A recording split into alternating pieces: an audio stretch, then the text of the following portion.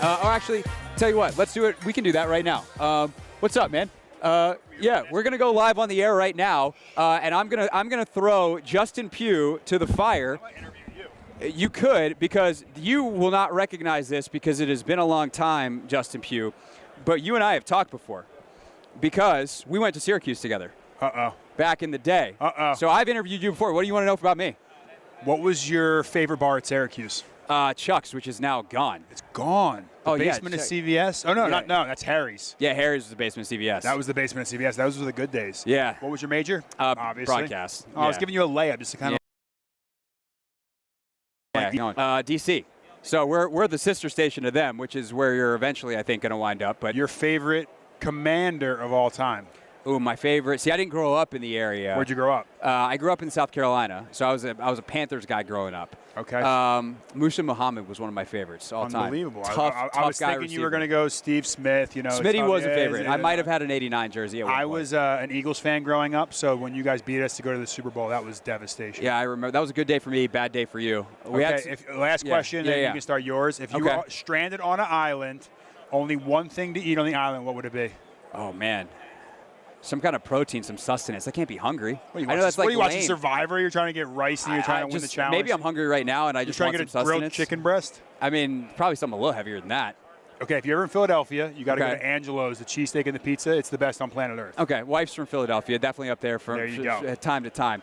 Justin Pugh is here with Lovesac, who is a home furnishing and technology company brand, best known for its better than a beanbag sacks, and adaptable called Sactionals. We just got a new sectional couch at our house. We didn't got it Sactional. I should have talked to you first. It's the new Stealth Tech, and you know, I have one in my house, and they have the speakers, the subwoofers all built in. They got the cup holders, wireless charging. I have a 2-week-old daughter that was just born. She spits up on the couch. We take the cover off, throw it in the laundry, back on. The in-laws are out here right now. It turns into a queen-size bed.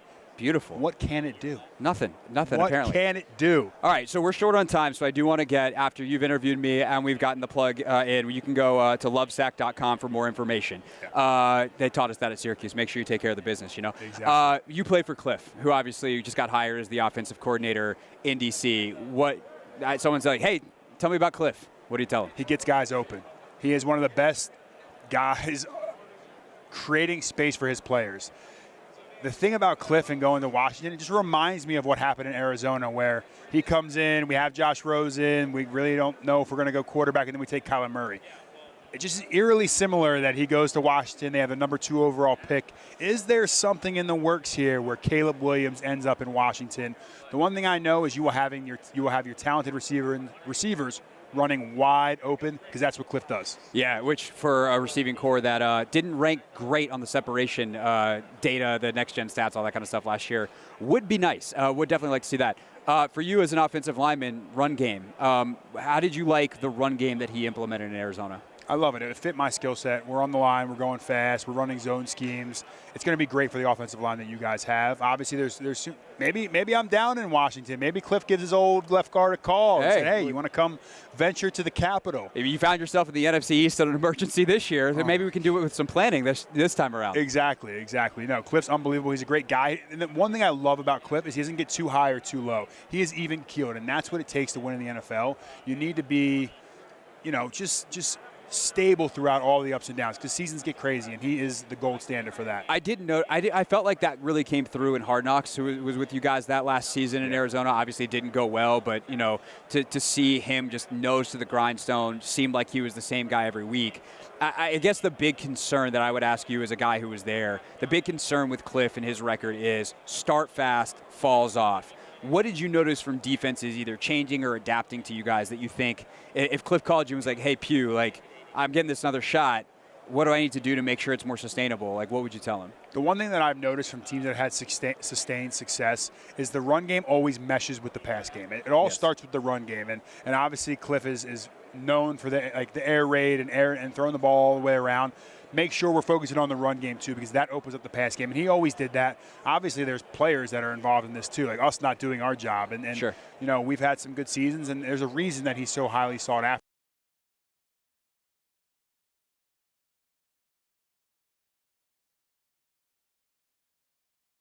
offense. You guys can't wait to see it. Is there any piece in particular? I mean, I think we all think of Terry obviously on the outside as like big, explosive down the field wide receiver. But as an O-line guy or whatever it is like there a piece when you make that comment that's in mind? I mean, you got to run the ball, and I think Brian Robinson, the guy that you guys had, that's like a thud, breaking tackles. Make sure you're feeding him. It's similar to a guy we had in Arizona, James Conner, who's like that thumper running back. Set the tone. You guys just dropped back and passed the ball every time this past year, and like teams are teeing off. Give your offensive line a little bit of a break. Put them in a friendlier situation. Allow them to build their confidence, and then you can go air it all around with Caleb Williams if that ends up going that direction. Yeah, that's Justin Pugh just stopping by. Some Q straight guys off the couch, hanging out. Yep. Appreciate you guys. What's next for you, man? How you still going to try to play this year? Yeah, and still going to try to play. Just training. And then now. You're going to come take all our jobs. You're good at this. Yeah, well, I just signed with Mark Lepselter. I'm going to start doing the broadcasting route, try that out a little bit. Nice. Started my own podcast, Network with Justin Pugh, so I've kind of been doing the behind the scenes in the podcasting world. So we'll see how it goes. I also like real estate. So real estate is I can tell you this as a radio guy. I know. A lot more lucrative in real estate than it is in the broadcast. Well, hey, unless you make it. Like, you get one of these big stages, I think.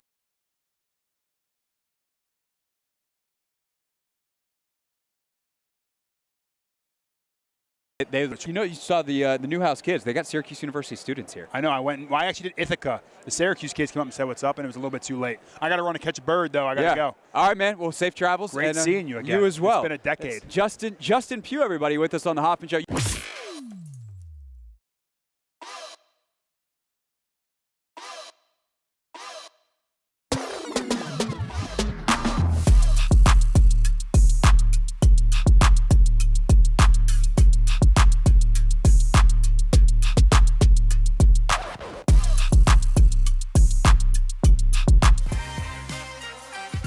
Our pleasure right now as I am live in Las Vegas on Radio Row to light up the phone line back to Ashburn as we are joined by the head coach of the Washington Commanders. It is Dan Quinn. DQ, Craig Hoffman here with you. Thanks so much for your time, sir. Are you used to getting introduced as the Commanders head coach yet? It feels good, Craig. I know that. And, I'm really pumped to be here and to get to know you and the fan base here. And so it's a cool time, man. We're just getting rocking, but a lot of energy here in the building and moving forward, hitting on some staff stuff. That's a number one, top of the pile right now, and keep hitting these processes as we go, man. Yeah, I know you are busy hiring the staff, so appreciate a few minutes of your time here on the radio. Let's dive right in. I was aware of this 360 review that you did, even when you were a candidate, because it involved calling so many people and trying to figure out how to be better the next time you got that shot, as you said on Monday. And one of them happened to be my podcast co-host and Logan Paulson. So I'm curious, as you went through that process, how much of the information that you got, the feedback that you got, was things that you were like, yep, I knew that? And then how much of it was new information to you where you're like, man, I'm so glad I did this review so that I know this thing when I get my next chance? Yeah, and that's cool that Logan shared that with you because when I asked, I didn't want to know anybody.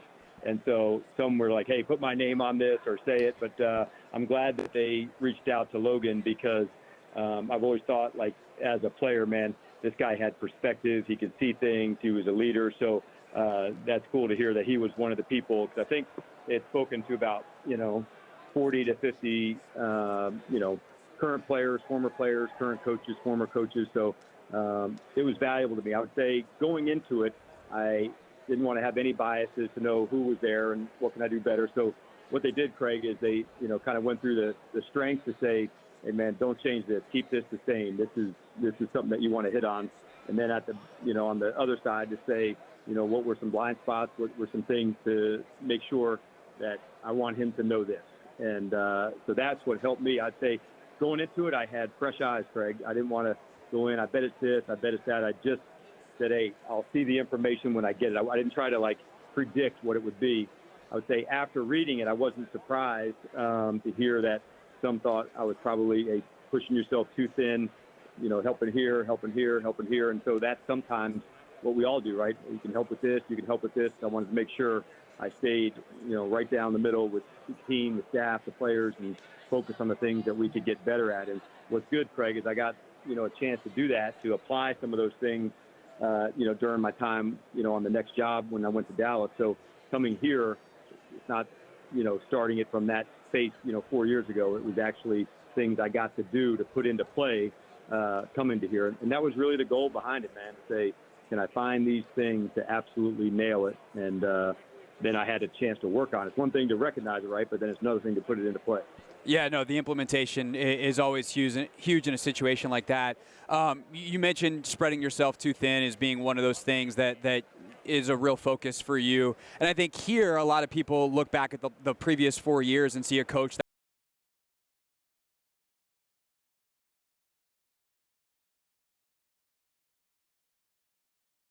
was in Washington. Yeah, I would say coming into, this opportunity here, certainly looking for, a general manager as a partner to go through it. I don't know if it's different as much, Craig, in terms of setup. A lot of the clubs, there's ownership structure and general manager. It's honestly, man, just keeping, like Adam's going to do a fantastic job on personnel, and we've got excellent coaches on some scheme stuff. And so, like, when we get through to that, the secret sauce of most good teams, man, as you know this, it's that play style, and it's being that dog-ass competitor and all the things we do. It's the speed, the way that we would hunt on defense. It's the way you sprint off the ball, the explosive plays and finishing plays. And so that's, to me, what separates teams. It's, yeah, you get the personnel right, and all the teams have, scheme-wise and challenge people with motions and leverages and blitzes and disguises. But it's that last piece, man, that makes it. And that's the attitude, the swagger, the toughness, the tackling, the finishing, the hitting. That's what brings all of this together. And when you can hit all three of those, Craig, and there's a lot of good teams that have good personnel and you can be short on another, or a lot of teams that have good scheme but maybe don't have the finish of it. But when you put all three, talk about, like I said, out hitting and finishing and tackling and the speed and the effort and just straining so damn hard for your teammates, that's the separator. And that's what we're going to strive to do. And it's not just that you call it up on game days, the way you practice, the way you train. And so that's what I'm looking forward for you and, for everybody else watching us play. When we get it, think of it like offense, defense, and special teams. You have to have all three rocking. Well, same thing. It's the personnel connection, the scheme connection, and then, honestly, just the play style connection. So, Dan, if we get a chance to do this with any kind of frequency and you get to know me, you will know that the art of coaching is a bit of an obsession of mine. And all those things that you say sound great, but I would love to dig just one step deeper. And basically the question is, like, how do you accomplish that? Because every team says they want to play fast. Every team wants to be physical. You're never going to interview a coach and be like, yeah, physicality, meh, don't really care about it. But as you said earlier, like the knowledge of what to do versus the implementation of doing it. You've had so much success doing it. How do you actually get that out of NFL players? Yeah, I think you get what you emphasize, right, Craig? And so when you can spread yourself too thin, I want to look at this personnel, and I want to get onto the scheme and the play style, like you can get watered down. And so you want to make sure that you nail that. And so that is something that I won't back off of. I just won't. I'm, firmly believe that, when you play against a team that really brings it and has the other part of their game together, that's what makes, it all go. And honestly, to me, that's the essence of a head coach. How do you tie offense and defense and special teams and chemistry and the message you want to be and your play style? Like, that's literally the job of the coach, to tie all that together. And if you need to emphasize something a little bit more, hey, you need more short yardage work here. We need more red zone. You pull those levers and you pull those strings. And so to me, that's what's the fun challenge of the job, is tying all of it together and bringing these, the players, the coaches, the staff, the building, the fans, all of that kind of connects into this. And that's what makes the job hard. It makes it fun, but it takes special traits to do that. And that's the essence of the job at the end of it, is to pull the whole thing together. And that's what I intend on doing. Dan Quinn, head coach, Washington Commanders, with us here on the Hoffman Show. When you get to the personnel side of it, you mentioned a couple of position groups you liked the other day, but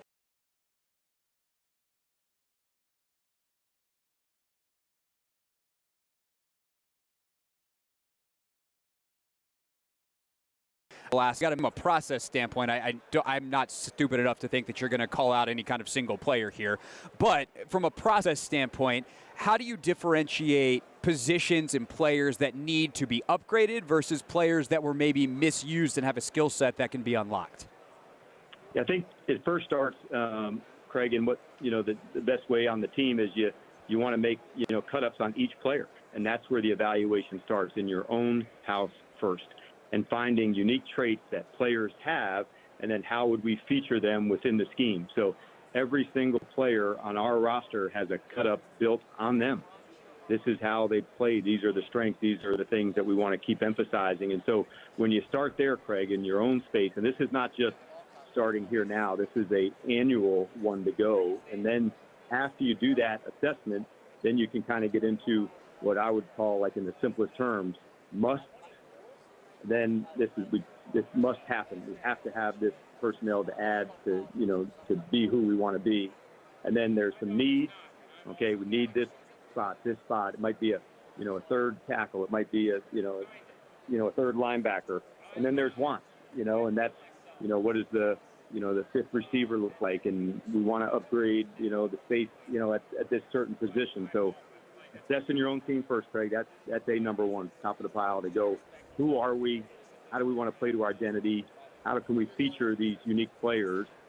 Do they have traits that maybe they hadn't seen yet? Do they have to change position? I've done it before where, a corner moves over to safety. A safety goes down to linebacker. There's those are the things that you could look at, and you get into the musts and needs and wants, and that's why, going and, talking with Adam and the scouting staff here of putting that whole thing together, that's this puzzle. And you find pieces in the free agency, you find pieces in the draft, and how do you bring it all together? And so it's a constant evaluation to just keep tweaking, keep trying to get better, keep pushing it, and we're going to do that as hard as we can, because that's the name of the game, to find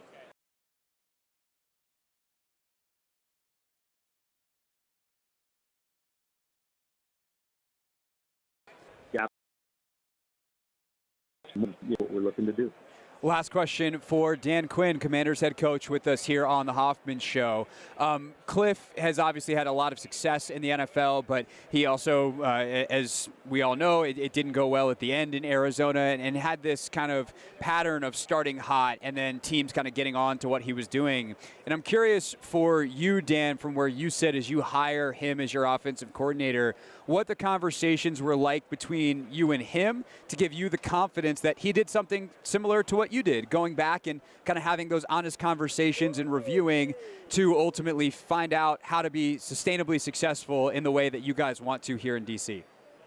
Yeah, and that's why I think he's excellent. That's what the best of the best do, right? I want to find this lesson. I want to find it, to go, and this guy is a rare competitor, talking about Cliff, and he's constantly digging to find it. And so you evaluate and you look at it, you dig deep and you find your truth, and you say, okay, this is what needs to change, and this is what, needs to stay the same. And so I think, like, in the simplest terms, what do you, start doing? What do you stop doing? What do you do different? And what do you do exactly the same? And if you follow that pattern, you're going to keep refining, and that's what you do. And every team, as you know, like, it's a little different year to year. This is not like in the NBA, like, hey, we're going to keep our same roster going into the next year. There's constant changing, and, like, it's one of the best parts of coaching, Craig. Like, the learning never stops. And so what was, good offensively or defensively 10 years ago is evolving and changing. And what doesn't change is, like, standards of effort and finishing and, taking care of the ball and creating takeaways. Like, those stand the test of time. The scheme part will change. Maybe the size and speed of players can change some, but, like, the essence of this game of blocking and tackling, hitting and running and connecting and going through that, like, that's the same here. The principles never change if they're right.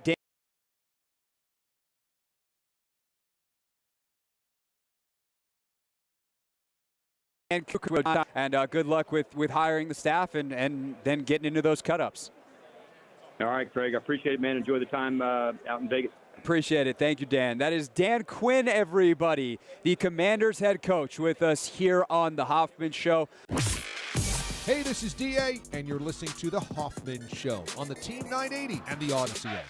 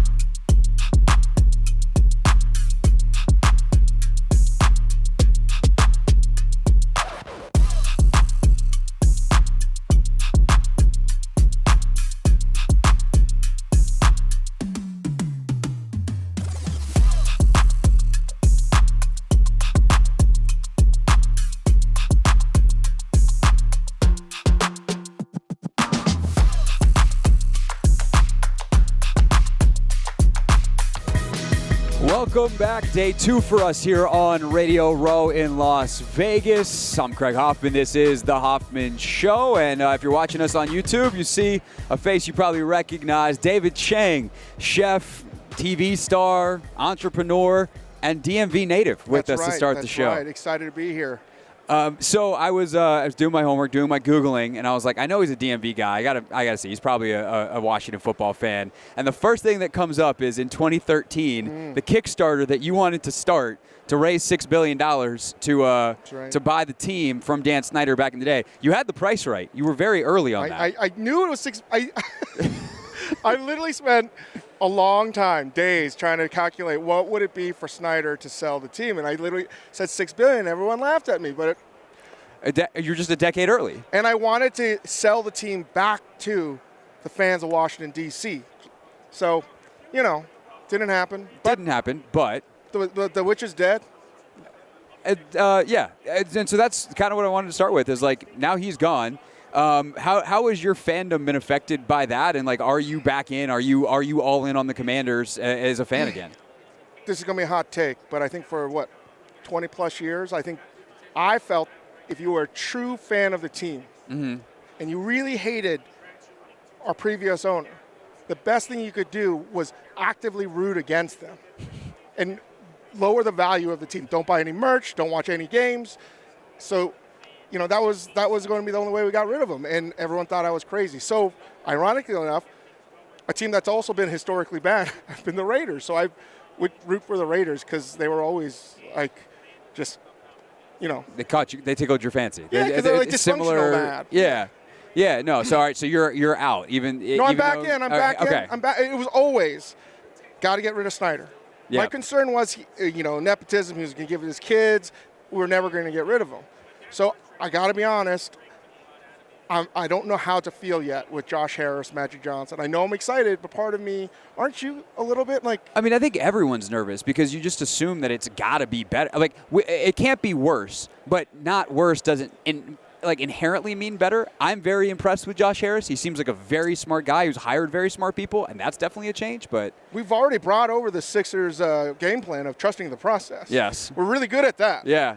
Got to have a good process. I don't know. I read religiously everything that happens in the DC sports world, particularly the football team. I will never call them the Commanders or the previous. We need a new name. I think that's on the table, by the way. The team needs to go back to RFK. Yes. DC. It has to happen. But there's some preconditions for me to truly get back on the bandwagon. To buy in? Yeah. So I'm actually very interested to talk to you. I feel like a lot of these hits are probably a bunch of wacky, goofy bits, but you built so many restaurants, and the restaurant industry is brutal. And having good, strong organizational leadership is necessary for success. So I'm actually genuinely curious, in your restaurants at Momofuku and all the different restaurants and brands that you've helped build across media and in the food and restaurant industry, what are some of the common things that hey, the Commanders are going to have these types of structural kind of stability points in order to succeed? Well, having been a terrible manager of people and been corrected and still trying to get better, I think the thing that we need to do that did not happen in previous regimes is, letting other people make decisions and not micromanaging. And if we make a mistake, let's not make the same mistake twice.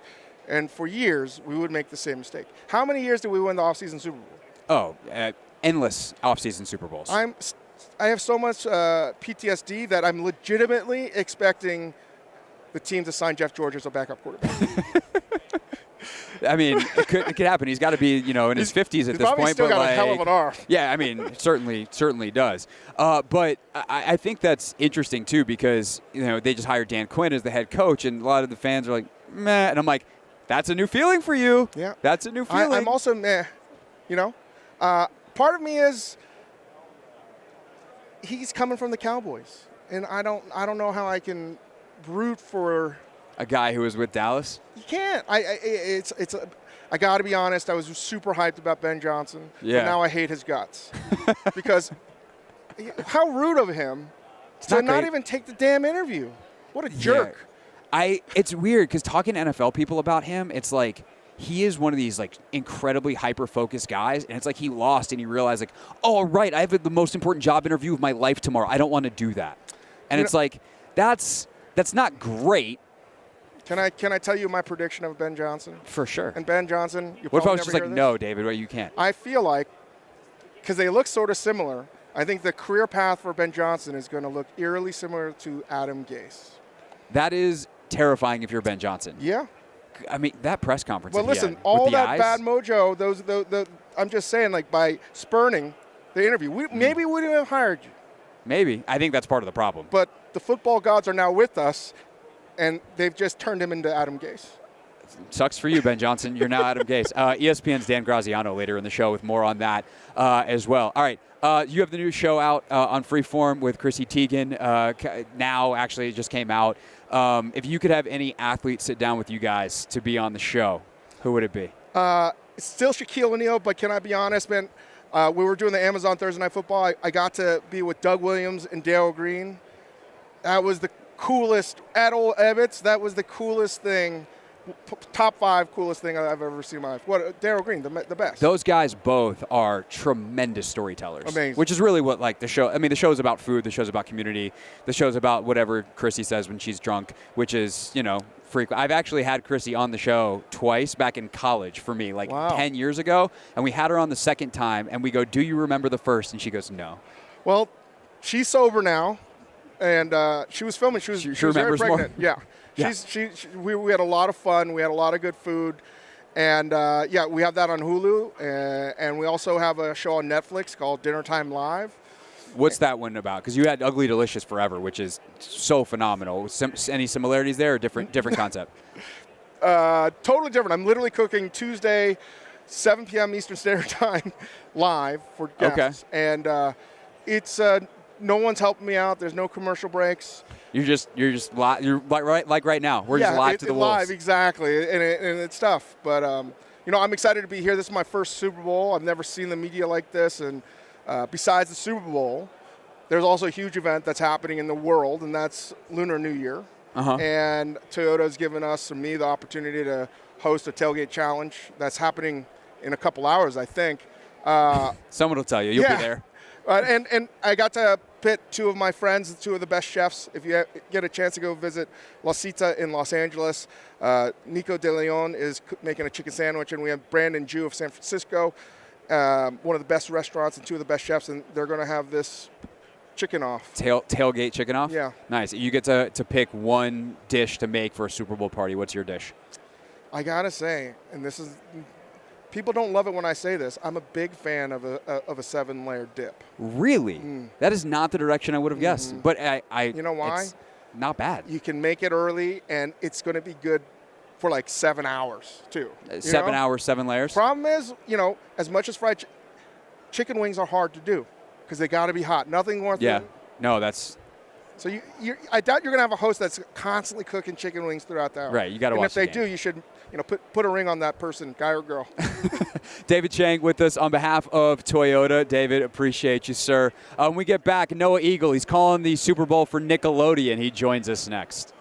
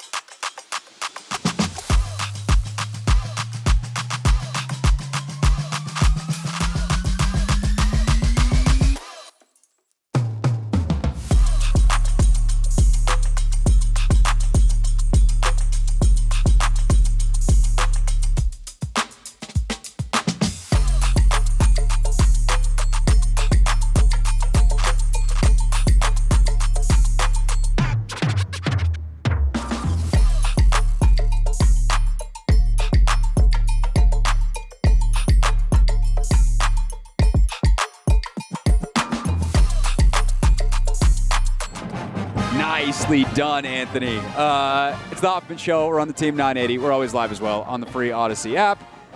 If you're watching us on YouTube at the Team 980, we're awkwardly spaced apart. No, I'm going to get closer to you. I prefer awkward spacing. That's what I'm best I'm at. I'm really back good as an then. awkward spacer. No. No, you do enough television. You know how this works. We have to be awkwardly close. That is Noah Eagle, everybody. He is calling the Super Bowl for Nickelodeon. What a sentence. Yes. Yeah. Honestly, everyone keeps asking me, well, could you have ever imagined this? And no, why could I have imagined that this was going to happen? I don't understand. Did somebody 18 years ago think, you know what, one day the Super Bowl is going to be on Nickelodeon? I did think that for a second, but then I also thought they had Sweet Victory already, and that felt like a Super Bowl type environment. So maybe that was some foreshadowing. I don't know. All I know is I'm very excited. How different does a Nickelodeon like play-by-play preparation board look than a regular? Like if all of a sudden Nance gets sick and they're like, oh crap. Noah, we need you to fill in with Romo. Like, are you like, I'm not prepared for this. I need slime. I might be the one saying, ooh, I don't know, Jim. I don't know.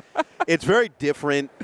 The board itself is at least the outline is there. Yeah. So I'll have the rosters, the depth chart, and the perfunctory stats. Yeah. But, man, perfunctory, that's a good Syracuse word. word. Thank you. Yeah, I like multi-syllable compound words. That's the way I do it. Multi-syllabic, kids. Yes. Oh, wow, we're going extra here. We're going the extra mile. I would say I still have all that stuff, the bare bones, but I don't have the nitty-gritty that I would normally have for a game, which is probably the most important meat on that bone. Yeah. Instead, I've got references of SpongeBob and Jellyfish and Dora the Explorer and all of the extra stuff, Teenage Mutant Ninja Turtles. Of course. So I'm ready to go for the broadcast. That's more important for this one. Yeah, that's nice. All right, since you won't get as much football in the actual game on Sunday, you want to talk a little ball, and then I do want to lean into your NBA bona fides because the trade deadline, the time change is murdering us out here. We have no idea what time it is, when anything is happening, but apparently the deadline was 15 minutes ago is when I the think trade it was deadline? an hour 15 Or was it an hour? minutes ago. I don't know.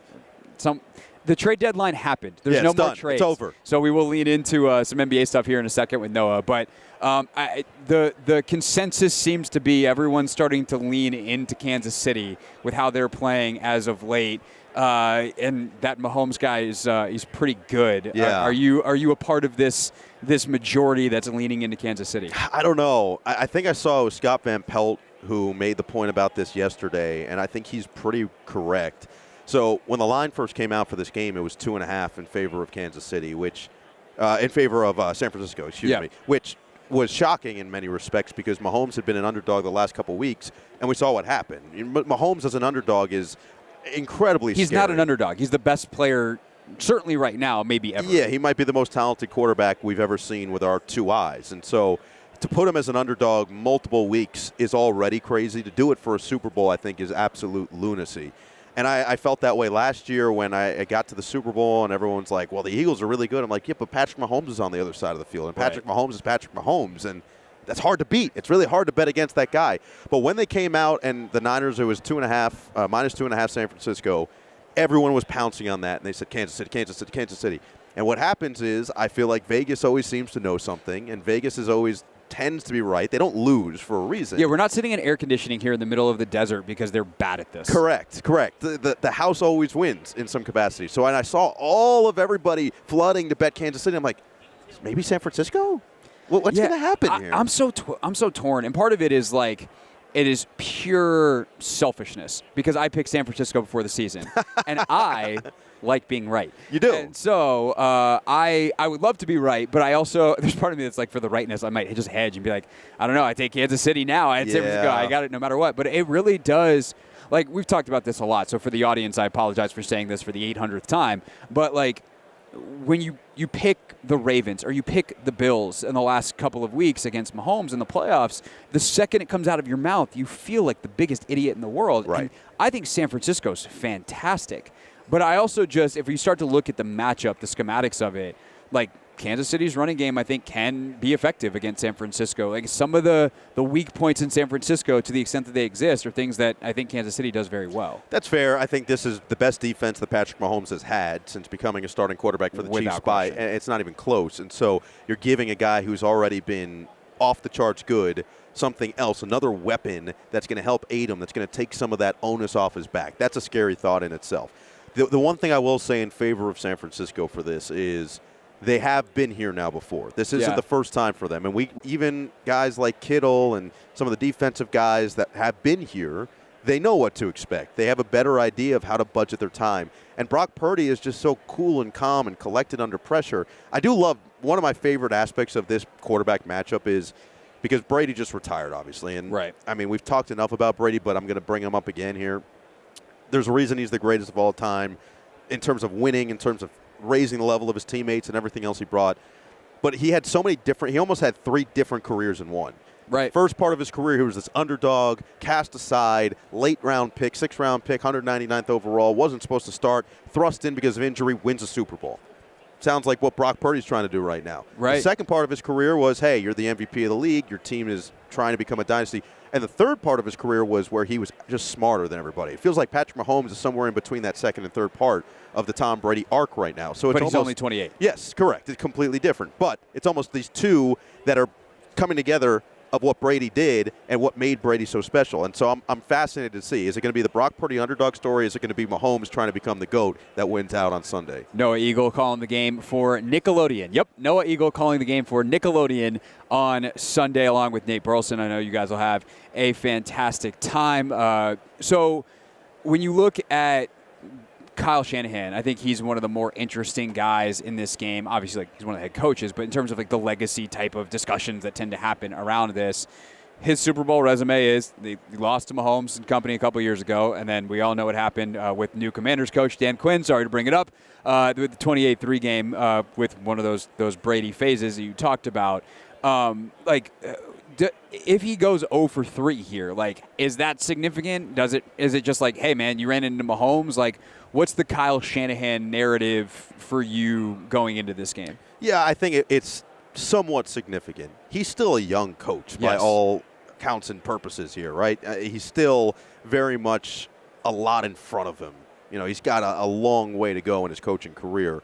And, you know, I don't know how old his dad was when he won his first Super Bowl. Yeah, it had been a while. And he had some high-profile failures as well. Big time. So, look, if he loses, is he automatically like, all right, he can't get it done? I'm sure people will say it. It's not true. In all the meetings I've had with coaches, Kyle Shanahan's been maybe the most impressive because he looks you in the eye. He's a football encyclopedia. He's going to tell you everything you ask. He's going to answer everything in detail. He's going to go through scouting reports. He's going to go through everything. And then he's just going to have some fun, talk about Jordans and talk about his love for shoes and talk about his family and everything else.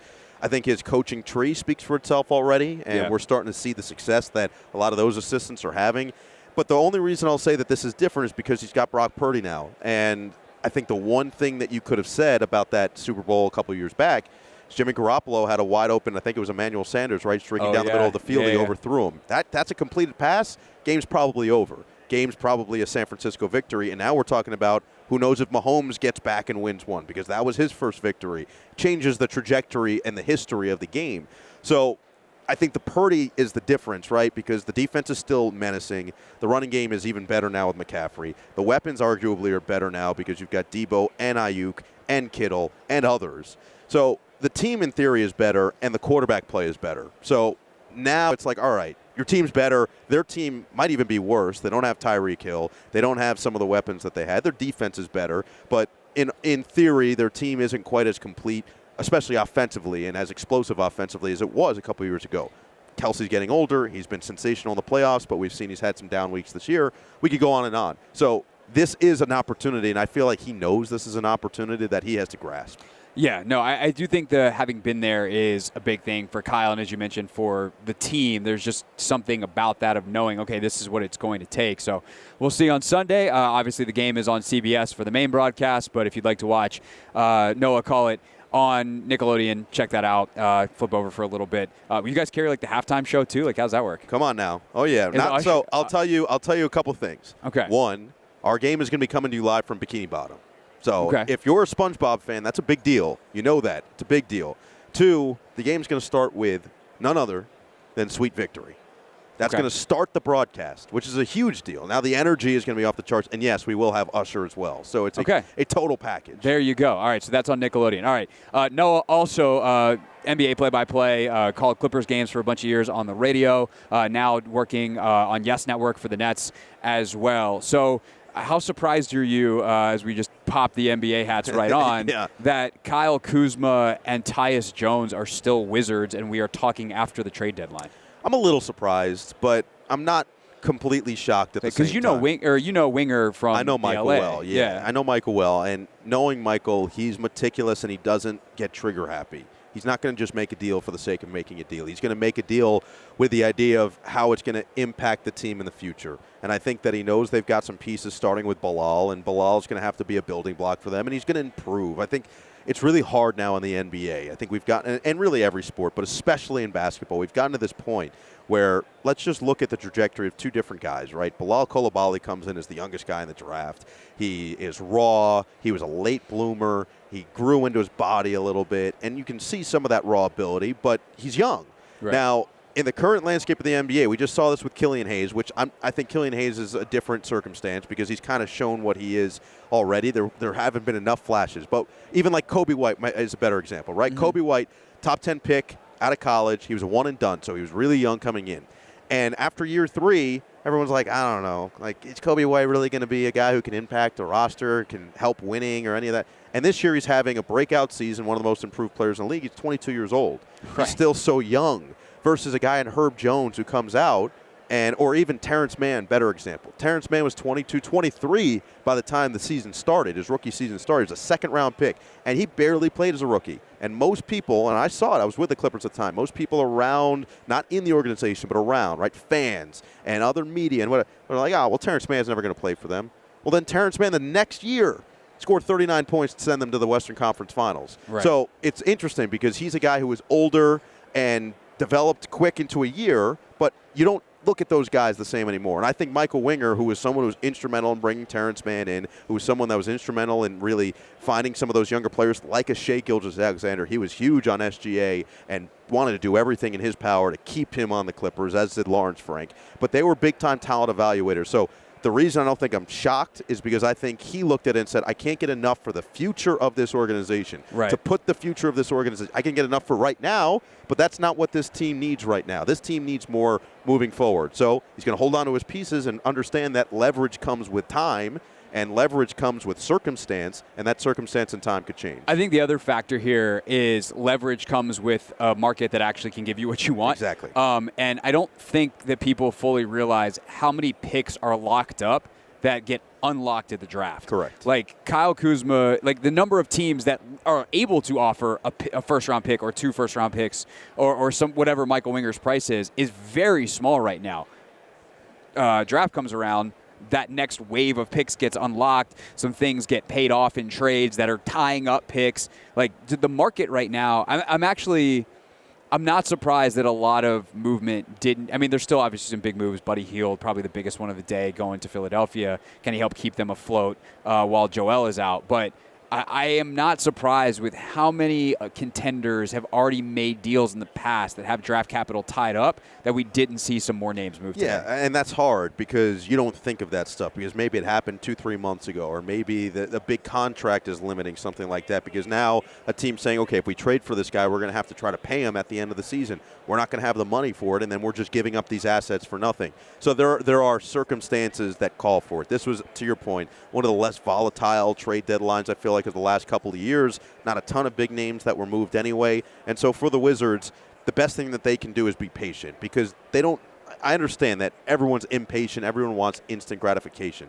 So everyone wants this organization to improve quickly and rapidly. The best way to do this, the best way to put yourself in a long-term position of success is to be patient and find your right moment. I know everybody hated the process in Philadelphia. I get that. I don't agree with everything that they did. But the one thing that they got out of it was Joel Embiid, who won the MVP last year, who is one of the best players in NBA history at his position. Yes. They got Ben Simmons, which eventually got them James Harden. They got Markelle Fultz, which eventually landed them some other assets. And look, he was a number 1 overall pick. They could have had Jason Tatum. All of that aside, you look at it and say it netted them legit assets to set them up for the long-term future. Right. So you've got to be patient here. Give it a couple years. Michael is a brilliant basketball mind. You've got to trust him. Yeah, no, for sure. That's Noah Eagle taking off whatever hat we just had him put on, his NBA hat, and then he will parade himself around Radio Row and continue to tell all of the other radio stations about the Super Bowl on Nickelodeon. Again, you can watch that this Sunday. Noah, good to see you, buddy. A pleasure as always. Thanks for having me. One of your pals, by the way, is Noah's also the play-by-play voice of Big Ten football on NBC. Mike Locksley stopping by. Locks, man. Jonathan Ogden before the end of the hour. What a show we have today for you here on the Team 980.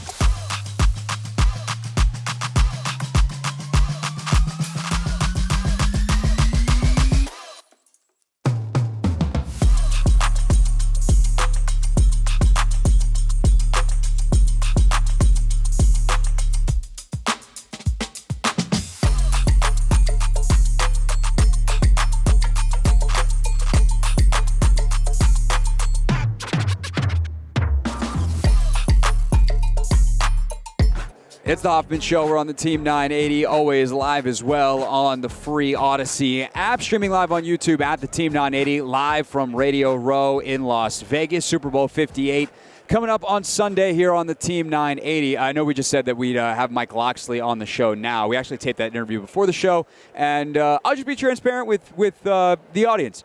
I didn't edit it together in time to send it to Anthony to play. So what we're going to do instead, we will have Locks on the show today, probably in the 5 o'clock hour, probably at 5:30. I'm going to go edit that so Anthony's ready to play it whenever we can, right now.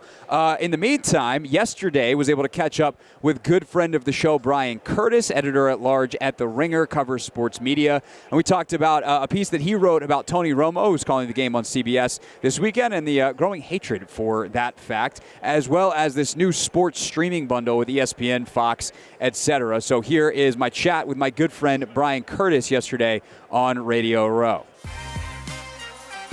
We're on Radio Row here at the Super Bowl. That is Brian Curtis with me now here on the Hoffman Show, the Team 980, always live on the free Odyssey app and streaming on YouTube at the Team 980. That's why we have the fancy video set up, Brian. Look at this. I actually wanted to ask you. So, Brian, if you haven't heard him on the show before, you haven't read his work, you're missing out.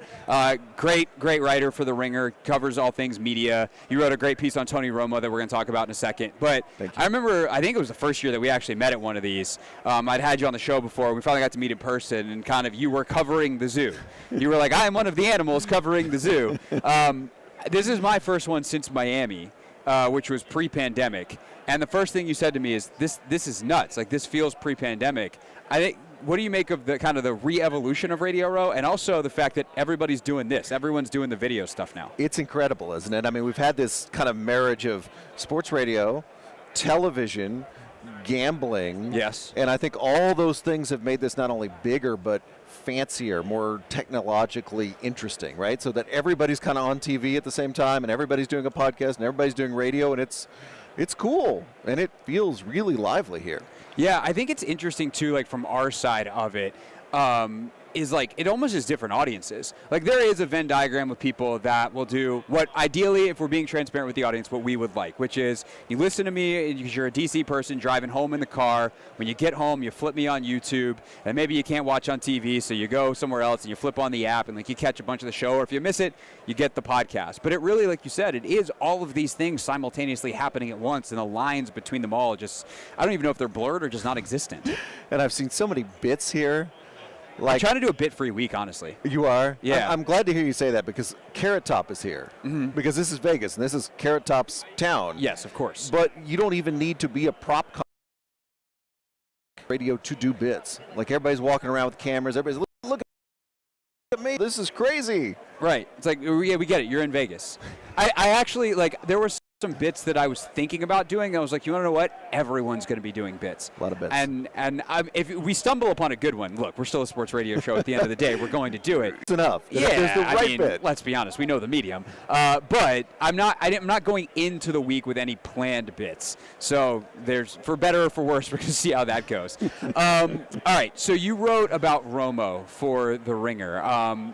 He is such a polarizing figure at this point, although I do feel like his approval rating is dropping dramatically from the universal love of him when he started. Like, what do you make of what is, like, has he changed or have we changed? I guess is where I'd start. So it's a great question. This is where I start with him, Craig. It's almost like he is one of those NFL quarterbacks who shows so much potential, so many traits, as we like to say, so many good things, but then also makes so many big mistakes.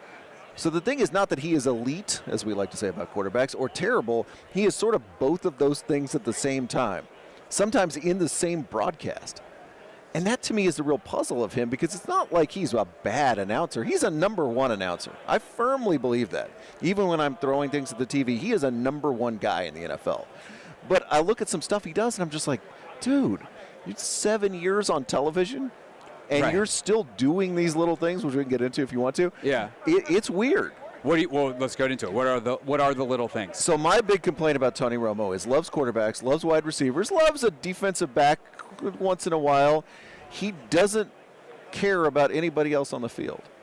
I mean, just doesn't care. If you watch, it was a play in the AFC Championship game where he was like, look at this, Isaiah Pacheco sprung by a pulling guard. He didn't ever name the guard.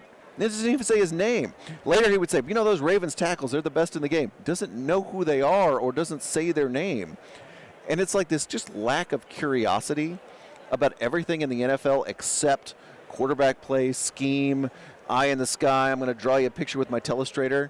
It's really, really weird, I find. That is very interesting. I had not necessarily noticed that. Brian Curtis from The Ringer. Brian Ringer. I mean, friends call me. You've been there a while, man. I have. You never know. At this point, I don't know what Simmons changed my name. I like Ocho Cinco. Yeah, whatever, Simmons, whatever you want, man.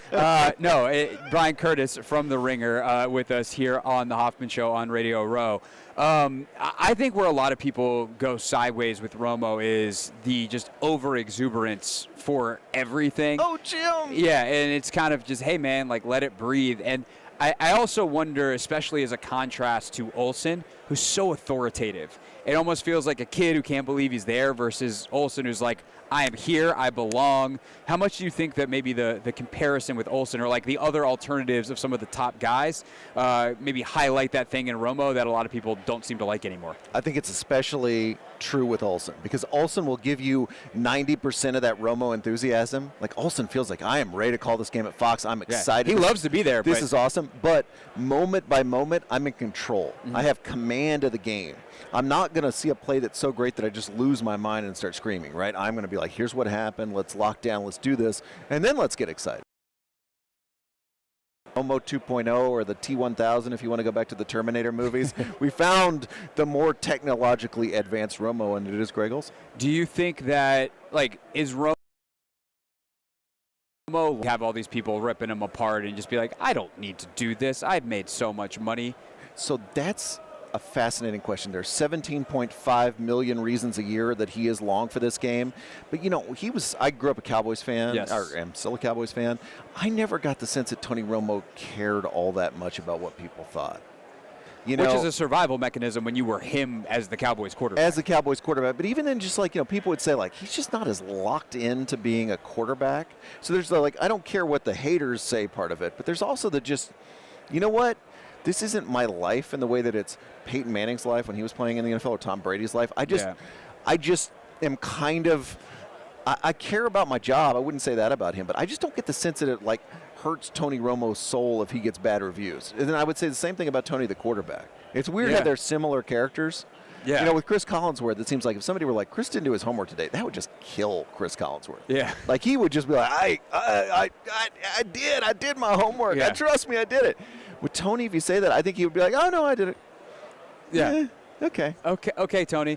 By the way, total left turn, but you will enjoy this. I was watching a tennis tournament. It was the Cincinnati Open over the summer, and I'd forgotten that Chris Collinsworth is like Mr. Cincinnati. Every other commercial was like a Collinsworth bit.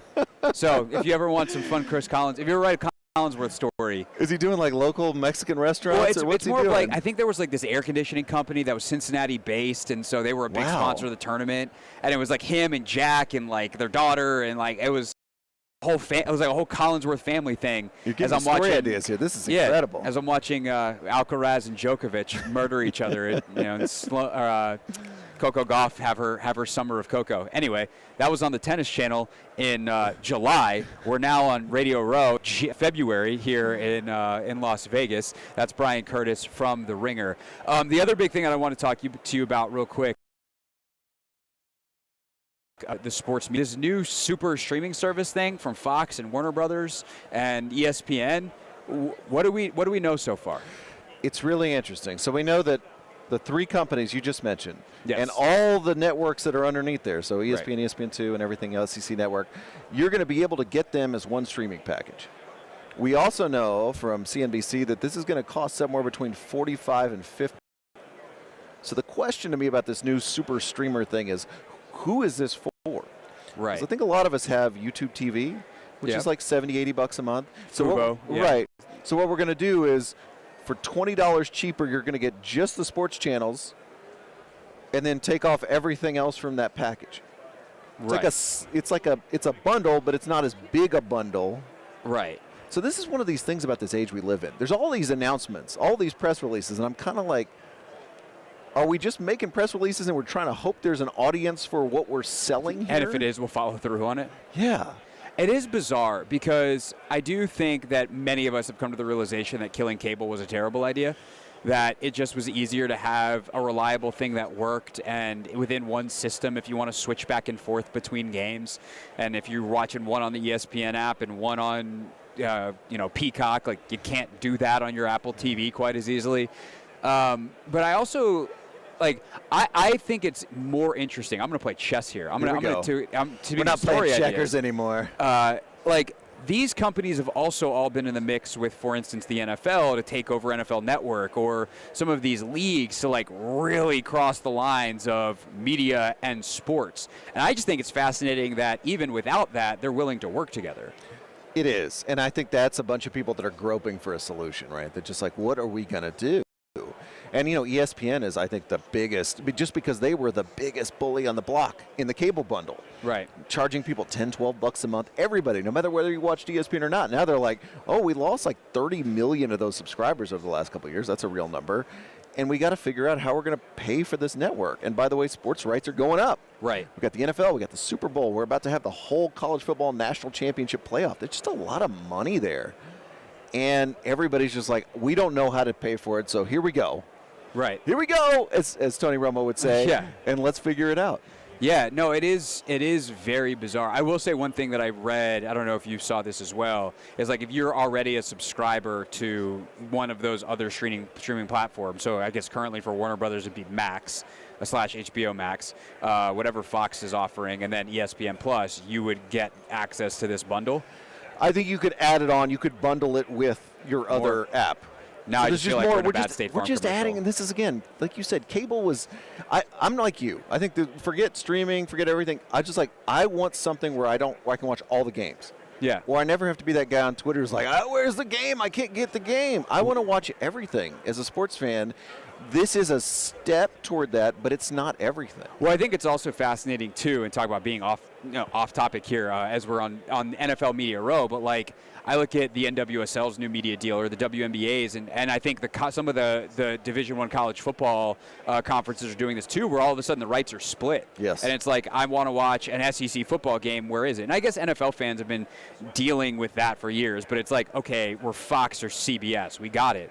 But if your team, and it's also once a week and like whatever, but I do think it's interesting, like kind of the changing dynamics in that way too of literally where is the game, and I guess what they're betting on is people will pay for this thing so that they know where the game is. Mm-hmm. And again, it gets you partly there, but it doesn't have CBS. It doesn't have your Prime games from Amazon. I mean, it's just a real, like I said, we get partway down the road here, but we still don't have something like the old cable bundle. Yeah. Which is kind of what I think everybody wants, even if it's just for sports. Yeah. So very interesting times in sports media. Brian Curtis, one of my favorite guys to chop it up with. You can read his work in the Romo piece at theringer.com. Brian, thank you, sir. Always, Craig. Be good on Radio Row. I'll do my best. The Jabberwockies just walked by. Did you see that? Oh, man. We are in Vegas. Showtime. Be back in just a moment.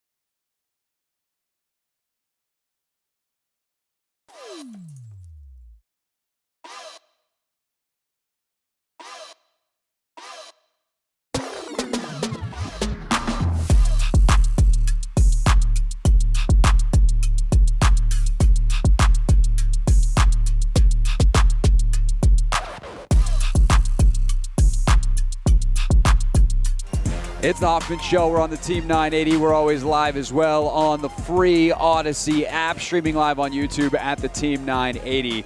Coming up at the top of the hour, Nora Princiotti, good friend of mine, good friend of the show.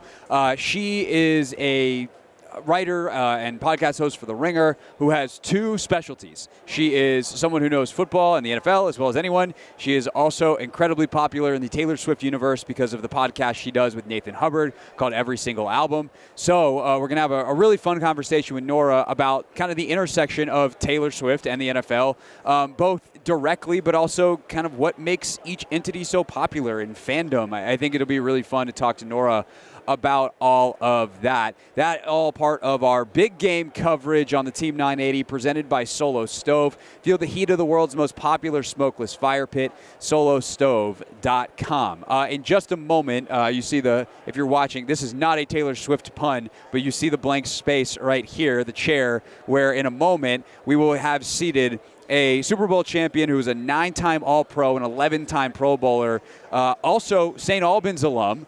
So no, Danny Rouillet is down the dial at 106.7 The Fan. We're gonna have our own St. Albans alum here as Jonathan Ogden is going to make his way over. He's wrapping up actually an interview with NBC4 right now within my eyesight. So we will. We'll have him in just a moment. Be fun to talk to him about, obviously, his playing days and what he's doing now with the NFL Alumni Association. So all of that coming up in just a bit. Later on in the show, though, Dan Graziano, ESPN, he did so much reporting around the coaching searches for the Commanders and everybody else. So we'll kind of take it back, go behind the scenes there, coming up in just a few minutes. So we got that. We have... Randy Moss, not the receiver, the NBC reporter who's, I think he's pretty fascinating because he's a guy that covers, he worked for NFL Network, so he's covered the NFL for a long time, and he works for NBC, but he's also big in the horse racing world, which is a sport that has been built on gambling. And so to see the gambling world intersect with the NFL is why when his name came across, I was like, yes, I would very much like to talk to you. So NBC reporter Randy Moss coming up at 6:30 tonight. But right now we are going to welcome Jonathan Ogden to the show. He is coming over. Of course, the NFL Hall of Famer, former Ravens tackle, joins us. Jonathan, thank you so much for your time. Very much appreciated. Back home for you, D.C. guy here on the radio with us in Washington, D.C. I'm Craig Hoffman. Okay, all right. So good to meet you, man, and thanks for coming on the show. Absolutely, man. No problem. Another D.C. station. I love it. Yep. So you got D.C. TV over there. Now you got D.C. radio. But, you know, it's a homecoming for you. And I think the reason that you're here is so cool. You're working with the NFL Alumni Association on a really important initiative. Before we talk a little ball, can you tell us about the initiative that you're working on? Yeah, tackle obesity. What we're trying to do is trying to educate and trying to get the public and former players to understand that obesity is a problem in this country and that we can do better. And what they want us to understand is that obesity isn't a character flaw. Yes. It's a disease. It's something that, you know, our metabolisms are different. I'm going to be bigger than you no matter what. But we can all be better, and we can all utilize tools out there to eat a little better, do a little more exercise, just be a little smarter with our lifestyle. And that's what tackleobesity.com. If you go to their website, they'll give you the tools. They'll, you know, help with coaches or things. You know, so we want to be a healthier country, and the NFLPA is just trying to be proactive in trying to keep this country healthy. Yeah, I think that's awesome. You don't know this, obviously, because we met about 45 seconds ago, but I actually work as a trainer as well, and work a lot in the health and fitness space. And it's always fascinating to me. You talk about how it's seen as a character flaw. And it's like, no, it's so multifactorial. Right, it is genetics, it is environment, it is diet. And I'm actually curious for you as a guy who was an athlete and, like, surrounded, especially in an O-line room, like, for O-linemen, it tends to go one of two ways when y'all retire. Either it's like you lose the physical activity and it gets worse, or it's like you were eating so much to just stay at your playing weight that guys drop weight instantly. But what's it been like working with some of your fellow NFL alums specifically in their journeys? Well, like you said, there's the gamut. There are some people like the Marshall Yondas of the world who just will shrivel up to nothing, and God bless them. That's good for them. And there's other of us who continue to fight the battle of our life because, like we just said, it's a flaw. It's not a flaw. It's the genetics. It's everything of who we are. So I'm one of those type who I'm still the same size more or less when I play, but I eat less. I try to eat less fried foods. I try to eat healthy, more salads, more proper things. I do yoga 3 to 4 times a week. So I'm always out there trying to stay physically fit and healthy because we only got one life to live, man, and that's a good TV show. But and we're out here trying to just do the best we can, and I want to enjoy my life. I try moderation, obviously, because we can't – it's a lifelong battle. It's not a 1 week or 1 month thing. It's something that we have to learn how to do for the rest of our lives. Yeah, there's so much psychology in it. We can talk about it for a long, long time, Absolutely. But it's a different show, different podcast in my life. But I do want to talk a little ball with you as a guy who was an offensive lineman and as good as anyone who's ever done it in the NFL. That's why you got that. Was that Super Bowl ring or the Hall of Fame ring Hall on? of Fame ring. Okay, I only caught a very large shine reflection in my eyes. Sorry. Yeah, I know. Yeah, the little one. You got one of each, so that's nice. Obviously, the Commanders just hired Cliff Kingsbury to be their offensive coordinator, air raid guy, and I think one of the big questions that we have is the marriage of the pass and the run and kind of the protection scheme. When you've seen successful offense and offenses that make offensive linemen's jobs easier and thus better chances of actually being successful, what are the things that you look at from a protection run game and how that marries with the pass game that you think are essential? Well, first of all, I'm old school because I played in the 90s, so I'm a huge believer that the run sets up the pass. Or in few circumstances, you can kind of pass up the run, like Peyton did that somewhat. But the key is to have good players. I mean, it really is. I don't care what scheme you have. There's no genius scheme that can outfox great players. So, but it's a combination. You got to have the good coaches. You got to have the good players. You got to have the right scheme. You got to have it all. But to answer your question, a good running game and passing game are symbiotic. They play off of each other. You have good play-action runs that will set up the pass, and the pass that you line up in pass formations, then you run the draw on them. You learn to kind of take what the defense gives you, but to try to confuse them. But you got to have players at all positions who can execute. You got to have a good running back. You got to have a good quarterback, good receivers, good linemen. So it's kind of like you got to figure out who you have and how can you maximize the players' talents that you have the best. And so that's the challenge of being an offensive coordinator is these are my guys. Okay, what did they do best? How am I going to get this not like run my system, but we're going to morph my system a little bit to work with a talent that we have while we maybe go look for talent that can do the things that I really want to do. Right. But if we don't have that, how can we get the best out of this? I'm not going to force this square peg into a round hole. I'm not going to do that. I'm going to find a way to get something out of them. So when you see, obviously, because anyone who gets drafted in the NFL is supremely talented, physically gifted-wise, and the coaching is part of what you said, obviously, with the, hey, let's make sure that we're putting guys in the right positions, but it's also the ability to teach. Yes. Who are some of the best teachers that you ever work with, and how do they shape your career? Most of them are teachers. I felt like that was an original question, Cy. You're going to do 1,000 interviews today, and I asked something that hadn't been asked. I win. I just won the Super Bowl. I don't think I get a fancy ring, but that's okay. All right. Okay, so you said the question was. The question, and then I ruined it. No, you were great. You're right. The question was about the best teachers that you've worked with. Teachers. I know the best teacher I had was probably my high school coach, and that's probably where I learned the most, because I never had any real. What happens with offensive linemen is you learn bad habits. The young linemen don't bend their knees, they don't put their hands right, and you gotta. If you just depend on pure talent and don't learn the technique at a young age, you got a lot of bad habits you have to break. So I was very fortunate to have a man who was my coach in high school, who played the position. He taught me good technique.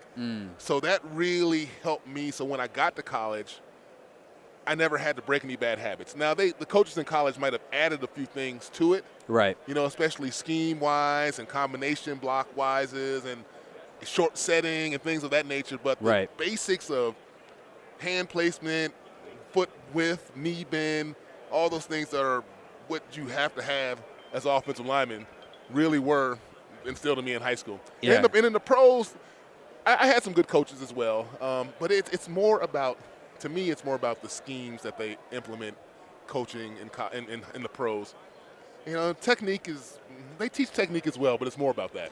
Gotcha. Well, I would love to talk to you more. Hopefully we can get something scheduled, not when you're running around doing 1,000 interviews. I know. Because I'd love to talk to you more about O-line play, but also about the initiative that you're working on. I'll reach back out to the people who are parading you around here, and we will try to set that up. But Jonathan, appreciate the time. Absolutely. It's Jonathan Ogden, everybody, DC native, St. Albans alum, and NFL Hall of Famer with us here on the Hoffman Show. Nora Princiotti from The Ringer joins us next.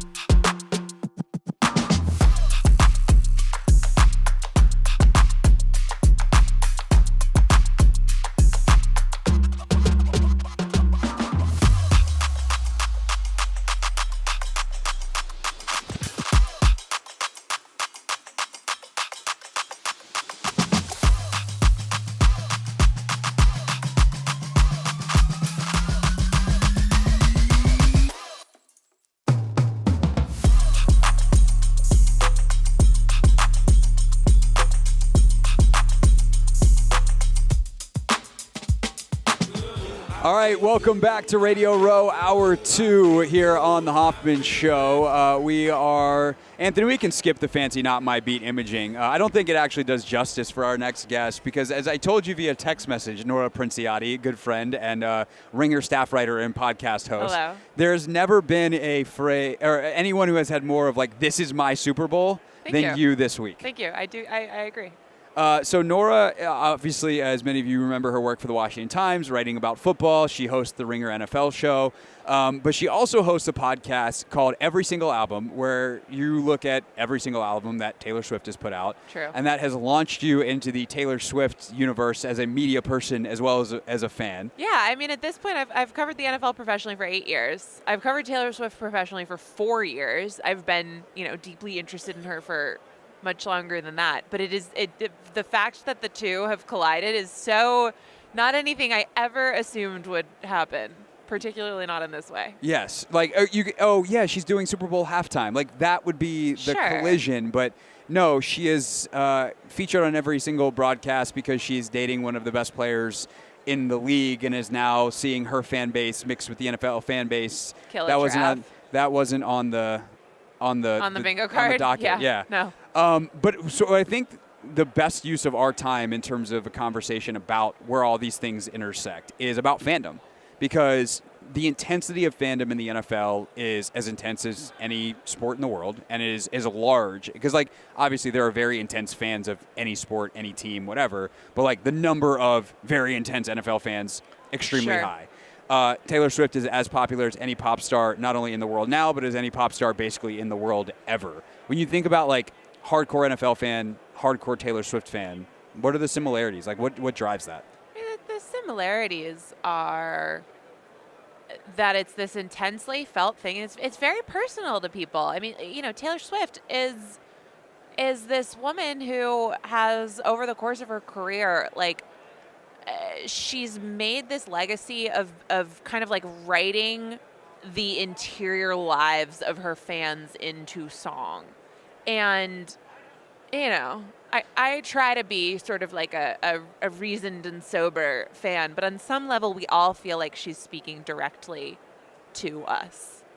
And so it's this relationship with someone who, like, I've never met her. I probably never will meet her. And most people are in that position, even if they love her. And there's a thing with rooting for a sports team where it's like you're so separate from it, but it feels like a part of you. And that disconnect, it's often at the root of like the best parts of fandom and the worst parts of fandom. Yes. Where we get way too carried away, or when we get carried away in a way that's just sort of like magical and you get to put yourself into something that's not actually a part of you. You find yourself crying because your team wins and all you did was watch on TV. Right. And it's cathartic and it's emotional and it's meaningful and it forms bonds between people. I mean, the most fun part of this season for me has just been talking to other people about it. Just been talking to people who are enjoying, maybe they're enjoying tuning into a 3.5-hour football broadcast, but also like maybe they're just liking the memes. And that's fine because we're all sort of connected in this thing. And like, I love football as a game. I love the X's and O's. I think it's a beautiful game. I think it's fascinating and complicated. But football is important to me because it is culture. And Taylor Swift is also important to me because she is culture. And the things that like connect us as people and that sort of connective tissue of life, I just think it's really, really interesting. And having it merge like this puts together more different swaths of humanity, right, than just doing one by itself or just doing the other by itself. I think another thing that just hit me really hard as you were answering that question, and I think about kind of how I was taught to do this job, is can you create like heroes and villains, right? And as a storyteller, there's like a heroes and villains element, and the reason it works so well in sports is because it's so clear. Like there is not a gray area. Like there's two teams, they're playing, there's a scoreboard, and one wins and one loses, and if you wear burgundy and gold, you hate that blue team from Dallas with all your heart and soul. Right.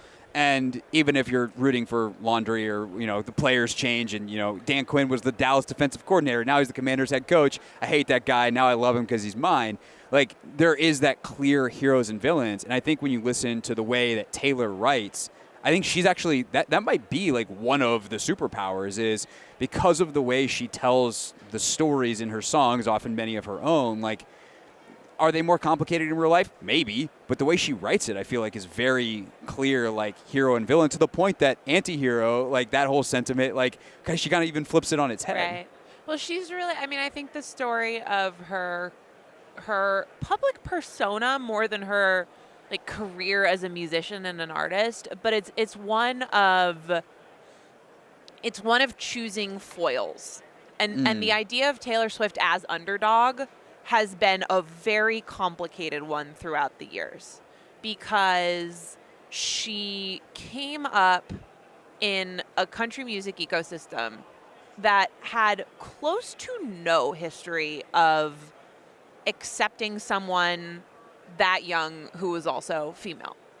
And sort of clawing her way into Nashville was genuinely deft and difficult. And there was a lot of her early career where that was sort of the story of, like, oh my gosh, there's this, like, supernova kid who's doing, who's taking on, like, big, bad, masculine Nashville, which, like, that's sort of the country music identity within the music industry. Then she got more famous and she started to become a little bit more of a true pop star. And it got complicated because she was still sort of writing these underdog stories, and she's cheer captain and I'm on the bleachers. And I think for a lot of people who were sort of in it from the beginning, and also for whom the songs really resonated, it made a lot of sense. To some people who were a little bit more on the outside of it, she was becoming rich and famous beyond her or anyone's wildest dreams. She was dating some of the most famous men in the world.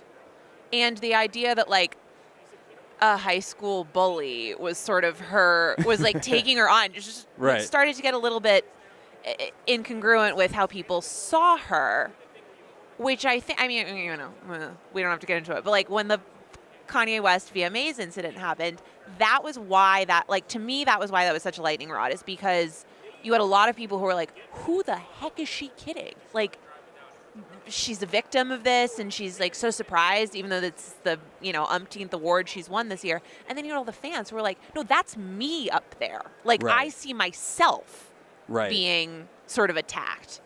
And so there's just sort of this fundamental disconnect. To bring it back around, I think as she's gotten older, and particularly as she's gotten engaged in some of the business dynamics of the music industry and really taking that on, I think she's gotten very smart about choosing who the foil is. Because when she's misstepped, I think it's been underestimating her own power and sort of coming off as punching down because she hasn't embodied the place that she's in. I think right now in this era of Taylor Swift, she's done a really good job of sort of, like, understanding the power that she wields.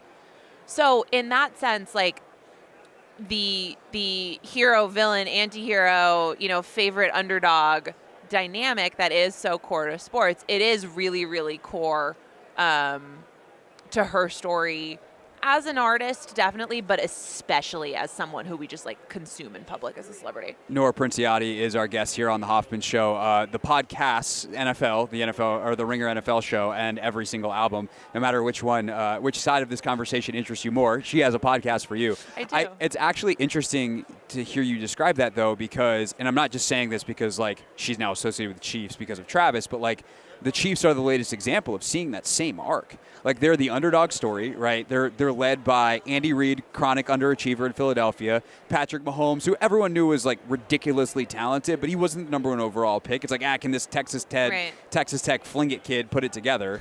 Travis Kelce, third-round pick, and, like, they kind of put it together, underdogs, everybody loves them. They're going up against Brady to start, and now they got to the point where I feel like we are, especially if they win on Sunday, we are at a mega tipping point with the Chiefs where everyone kind of hates them now. And all they've done is continue to be them. Do you think they will, though? Like, that's a huge question to me because they're not I feel like it's already hateable. happening. See, I agree with you, but because the way fandom is so emotional and it's not rational, I already sense that it's happening. Like, people around here in this zoo of media dorks that we all are, like, people are picking the Chiefs. But the narrative around Kansas City is now like, oh, they're spoiled or they're this. And all they've done is continue to do the same exact things they've done the whole time. I find that so slippery, though, because what is it like? why are they spoiled? You know, with the Patriots, it was so easy. It was Spygate. It was Deflategate. They're cheaters. They hate each other.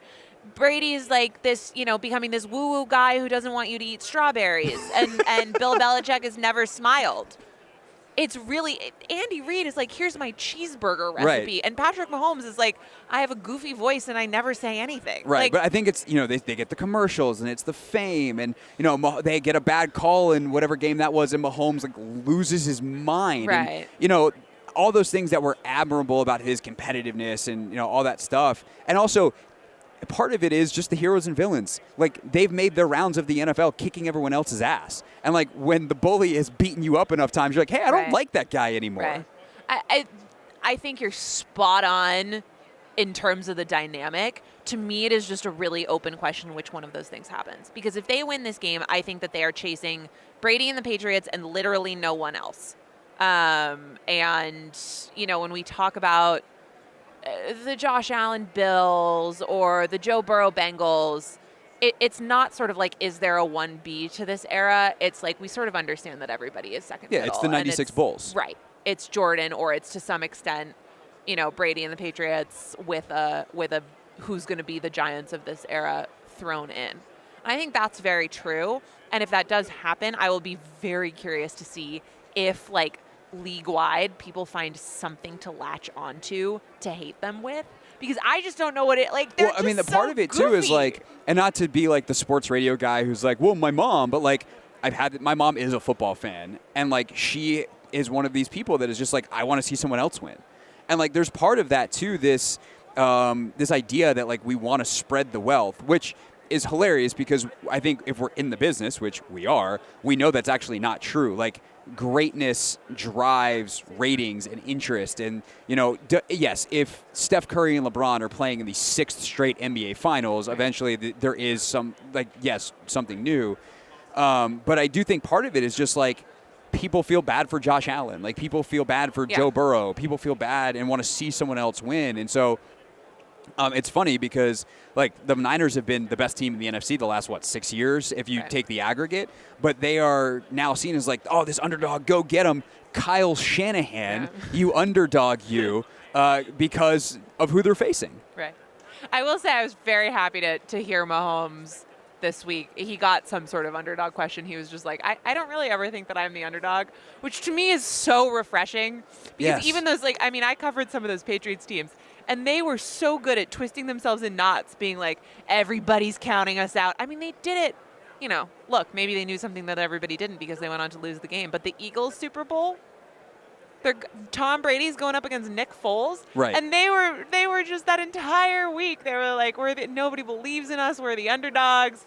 It is such an athlete talent. So I do have to hand it to Mahomes for flipping that on its head a little bit in the middle of the week and just saying, like, I sort of think I'm going to win most games.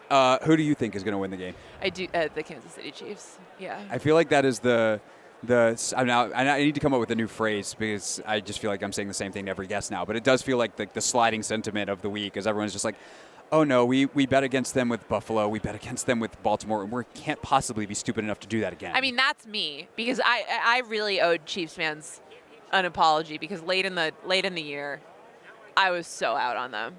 I mean, after what happened to them in Baltimore, like, I mean, sorry, not in Baltimore. After what happened to them on Christmas Day, same day, against the Raiders, like, makes sense. Yeah. And it just, you know, statistically, there was something that really ended up being compelling to me, which was just that through the end of December, if you looked at the numbers, Mahomes throwing to running backs and tight ends was still Mahomes. You know, was a top 3 quarterback. Mahomes throwing to wide receivers was, like, statistically equivalent to Mac Jones. And I was just a phrase, by the way, you never want to hear about yourself. You never want to hear it. You just never, ever, ever want to hear statistically equivalent to Mac Jones. It's very bad. And I just went, you can't win a Super Bowl like that. I'm sorry. It's not possible. I'm done. Like, I'm not going to do the thing that I did at the beginning of the season where I picked Kansas City until someone proves otherwise. This is actually the thing that turns that around. And then they're in the friggin' Super Bowl. So I'm just like, all right. Of course. I think there was a stat whatever the last game that MVS dropped the ball, was it Packers maybe? That they had the no-call PI situation. Yes. I think it was after that game. That was the fourth time that a game-winning pass or potential game-winning pass had hit a receiver in the hands and fallen to the turf. Yeah. Which is just bananas. And you're literally just going, if literally their wide receivers, receiver is in the name, could catch the football, this would be one of the best teams in the NFL. And fortunately for them, like, Rashee Rice has learned how to catch, and MVS makes a huge catch in one of the playoff games. Like, it really, for all of the problems that it seemed like they had, it really kind of came down to the fact that their receivers couldn't catch the ball, and now suddenly they are. Well, and also in the fact that they had continued to try to incorporate those guys, right? Where pretty late in the year, and they'd had the issues, they still, Kadarius Toney was getting some meaningful snaps, and Mecole Hardman was getting carries near the goal line, and it wasn't working out. I'm just going like, geez, like if these players have to be getting the ball in high leverage situations, I don't trust this team. What they've done, which it's sort of in hindsight seems so obvious, but in the moment it seems like, well, you can't get away with that. They've eliminated those players from the offense. Right. It's Travis Kelce, it's Rashee Rice, it's Isaiah Pacheco, it's Mahomes scrambling, and that's what we do. Yeah, I mean, that's it. By the way, what a wacky bit that Eric Bieniemy was in the locker room the other day. Yeah. That's tampering. He was under contract with the Commanders. Well, but so I saw a story in the Washington Post, I think that published even just a couple hours ago, that allegedly they gave him permission. Okay, that would make a lot of sense. I know Nicky was working on that. Yeah. So I think that went up this afternoon, and it did. It's funny because it wasn't. I guess EB wasn't super confident he was getting the head coaching job. Well, so here. that's what she wrote in the story, and there wasn't sourcing attributed to it. So I wonder exactly where that information is coming from. Although, we're not second guessing Nicky. Yeah, this is just sort of like journalism hat on. Yeah. But it was that once it was sort of clear that he wasn't getting a job and that he was going to be on his way out there, they granted him permission to do it. That is interesting, just because the job stuff was not wrapped up by then. No. But to me, that indicates that they knew what was going on with him close to 2 weeks ago, which is just a little bit of an interesting wrinkle. Yeah, there's this coaching search that had way too many wrinkles. I'll put it that way. Enough wrinkles for us all. Nora Princiotti, what are you working on for, are you writing something this week? Are you just doing pods? What's your week look like? Yeah, so I have a story just sort of about how Taylor has influenced the NFL ecosystem that's up on theringer.com now, and tons of pods. I did the Press Box pod with Brian Curtis today, Ringer NFL Brian, show, who was as on always. the show earlier today. No way. Yeah, Brian Curtis, a longtime friend. Good dude. Brian Curtis, excellent people. Yes. And I'm surprised to hear you say that, even though, well, I'm not actually, but noted Cowboys fan, Brian yes, Curtis. no, he says it every time he's on the show. I'm like, Brian, do you trying to make the audience hate you? What are you doing? That's sort of impossible. He's like the nicest guy ever. I know. But theringer.com, every single album, the Ringer NFL show, Bang, Radio bang. Row. There you go. That's Nora Princiotti. When we get back, let's play our interview with Mike Locksley from a little earlier today. The Maryland coach joins us next here on the Team 980.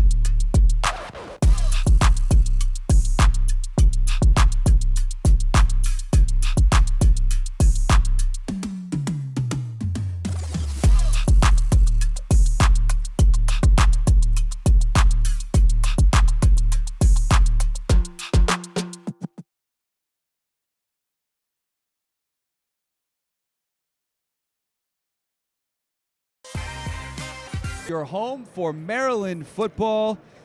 And look who's next to me. It's the man in charge of Maryland football, Mike Locksley. How are you, Coach? Craig, what's up, man? Great to have you. Great to have you. So I want to talk ball with you in a second. I want to talk about this game. I want to talk about kind of where the Commanders go. I know you know Caleb Williams really well, and so get some thoughts on Caleb here in a few minutes. But tell us what you're doing out here on Radio Row with the coalition that you got going. Yeah, I'm here on my part-time job. I'm here to to do some good, create some value for the National Coalition for Minority Football Coaches, which is a passion project I started in 2020, president and founder of the organization. Is to prepare, promote, and produce the next level or next wave of minority football coaches from youth football all the way up to the NFL. And, you know, I'm here at the NFL media, Super Bowl, Radio Row, to promote the job that, you know, some of these minority coaches have done. You look and see that minority coaches get opportunities in one cycle at the NFL is huge. In the college game, we saw Sharon Moore get the opportunity to lead Michigan, which Sharon came through our academy. You see guys like Marcus Freeman and Tony Elliott who came through.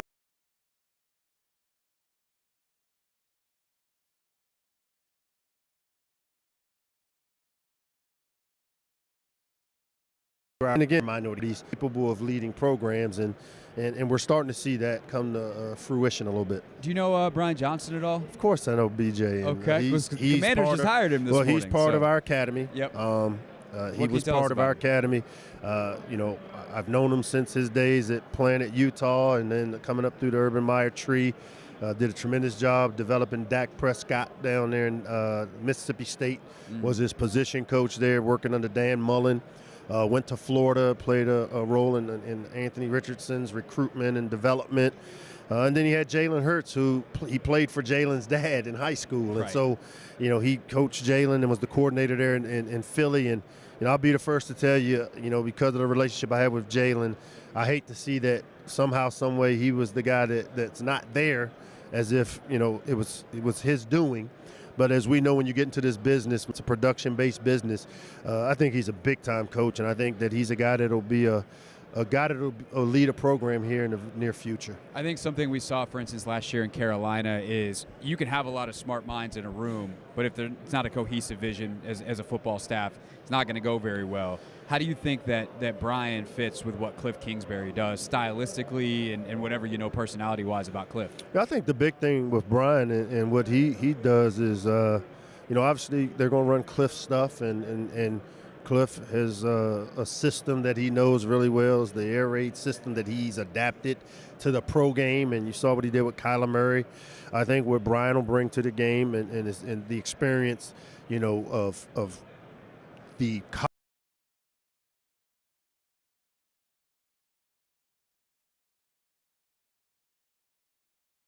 college league together, and I think Cliff will benefit from having Brian Johnson running the quarterback room. No doubt about it. Mike Locksley with us here on Radio Row, the Hoffman Show on the Team 980, and always live on the free Odyssey app. So the quarterback position itself, I don't know if you heard, Coach. I know you got a day job and a part-time job, but the Commanders are in that quarterback market, and they've got that number 2 pick. You know Caleb Williams really well from being around the DMV.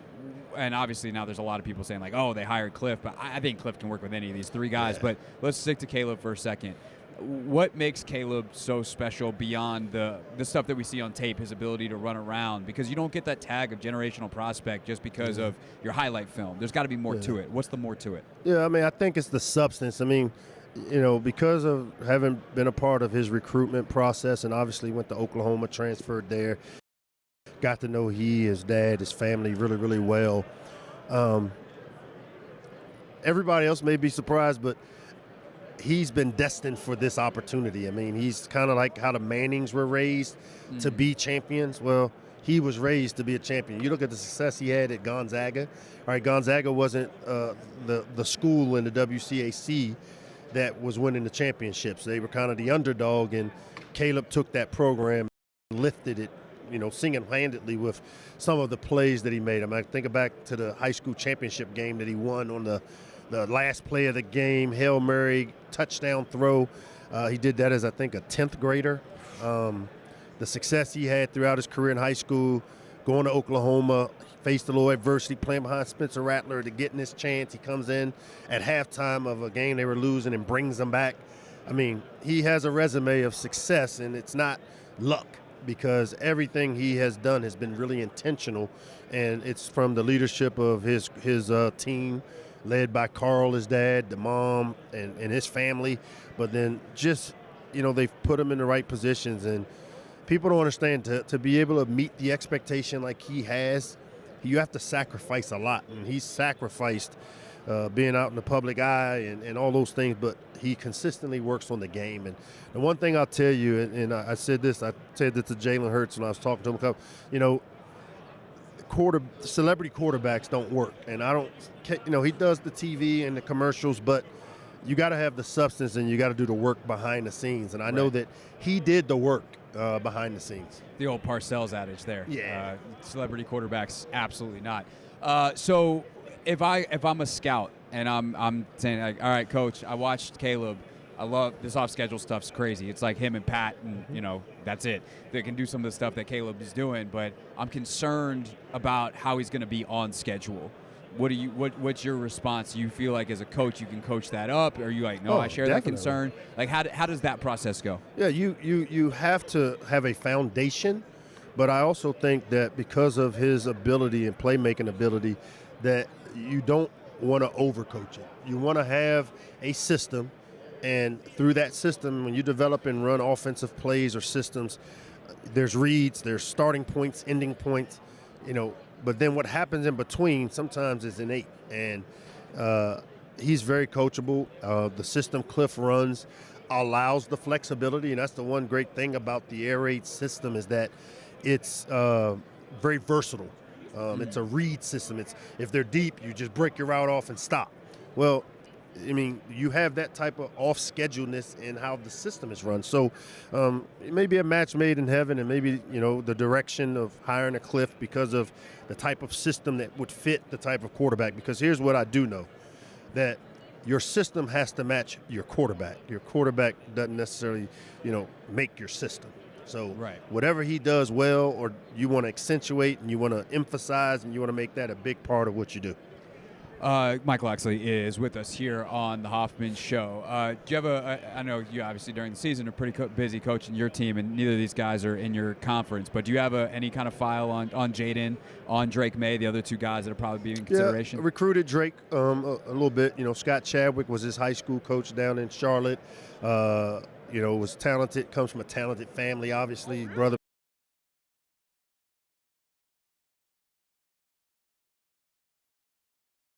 I put him in a comp of a Steve Young in that, probably a scratch golfer, can probably hit 300 in baseball, will J you up in a basketball game, can shoot the three, just a great athlete that just does everything and makes it look really easy.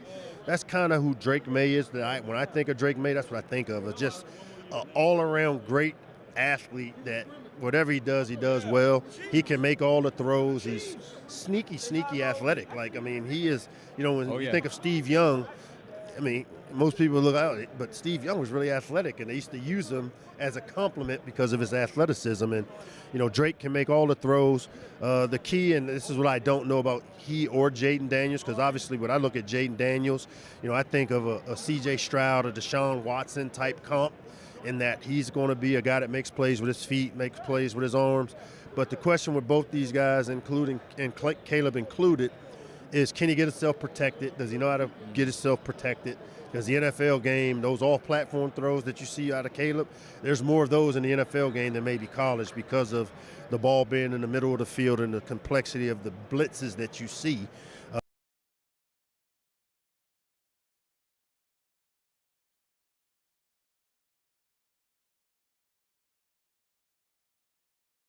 In tech. Why? Yeah, you know what? I'm leaning San Francisco. I haven't really studied it. We've been in recruiting for the last 6 weeks, and to be honest, recruiting wore me out this year. But when I think of San Fran, and as I work toward my future job, which is hopefully doing this, you're welcome back anytime you want to be an analyst. So San Fran from 1 to 53, really talented roster.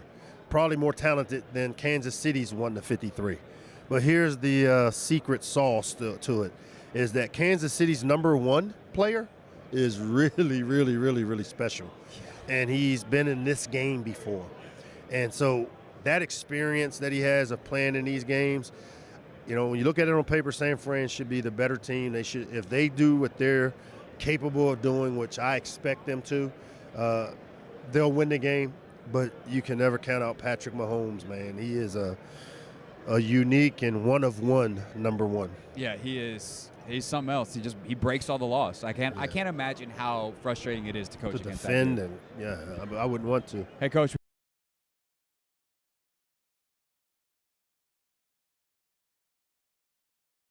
Did everything. Coach Locksley, you hear him, of course, all the time. Terps Talk here on the Team 980. You listen to his team play here on the Team 980. The work you're doing is so great, man. I'm excited to hear more about this coalition and continue to see the results. Thanks so much for stopping by. We appreciate you. Thanks, man. Appreciate the partnership we have.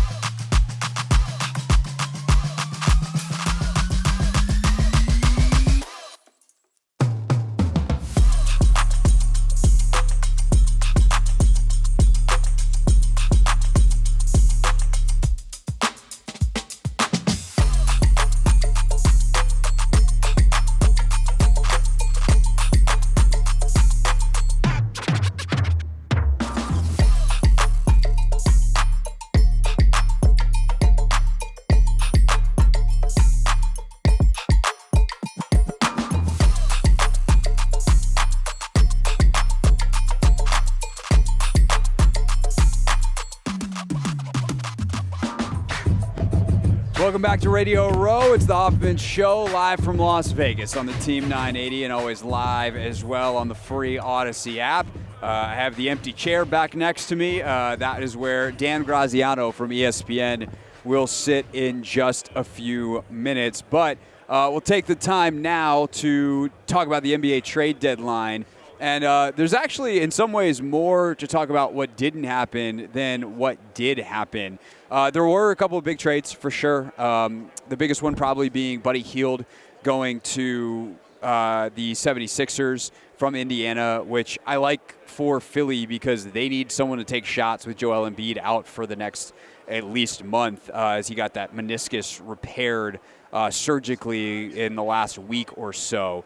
So with Embiid out, one, you get another shooter and a floor spacer and a guy who's not afraid of big moments, which is always something that's great in the playoffs. Like, there just aren't a lot of guys that could score 40 in a playoff game, and Buddy Hield is one of them. Now, he's not going to do that for you consistently. Otherwise, he'd be sticking on teams more than the bouncing around that he's done. One of these guys that always seems to be tradable. He's always good enough that someone wants him, but not so good enough that people keep him long term. It's kind of a wacky space that certain NBA players find themselves in, and Buddy Hield is in that space. But then you see, like, all of a sudden Monte Morris goes to Minnesota last night, and you're like, wait, that's where Tyus Jones was supposed to go. And you see P.J. Washington get traded from Charlotte to Dallas, and you're like, wait, that's where Kyle Kuzma was supposed to go. And lo and behold, here we are, Anthony, and Kyle Kuzma is still a Wizard. And Tyus Jones is still a Wizard. And I think Tyus especially is the one that's a little befuddling because he's an expiring contract. There is a chance that he leaves for nothing in free agency. But I also think something that really smart NBA people that I like Zach Lowe was talking about this on his podcast earlier in the week, pointed out that, like, they could just re-sign Tyus Jones in the offseason if they could feel pretty good about doing it because they can offer him more money. And Tyus Jones will be just as tradable this offseason as he would be right now. And perhaps he becomes more tradable this offseason because more teams are actually going to have the draft capital to do it. And that's the thing that I think people underestimate right now is, like, you look at teams that came out pretty early today, or at least it felt early because I'm out here on the West Coast. But I guess these teams are too. But, like, the Lakers and the Warriors, it comes out, are like, hey, we're not going to make any moves. And you're like, oh, well, if you're not going to make any moves, and then Dallas trades for P.J. Washington, like, you run out of spots real fast. And I think that's the thing, Anthony, is, like, the market this summer, you're going to have more teams that didn't accomplish their goals, and you're going to have more teams with the first-round picks that the Wizards and Winger and Dawkins actually want in return for these players. And especially when you're in no rush and there's no real downside to waiting, like, at that point you just wait.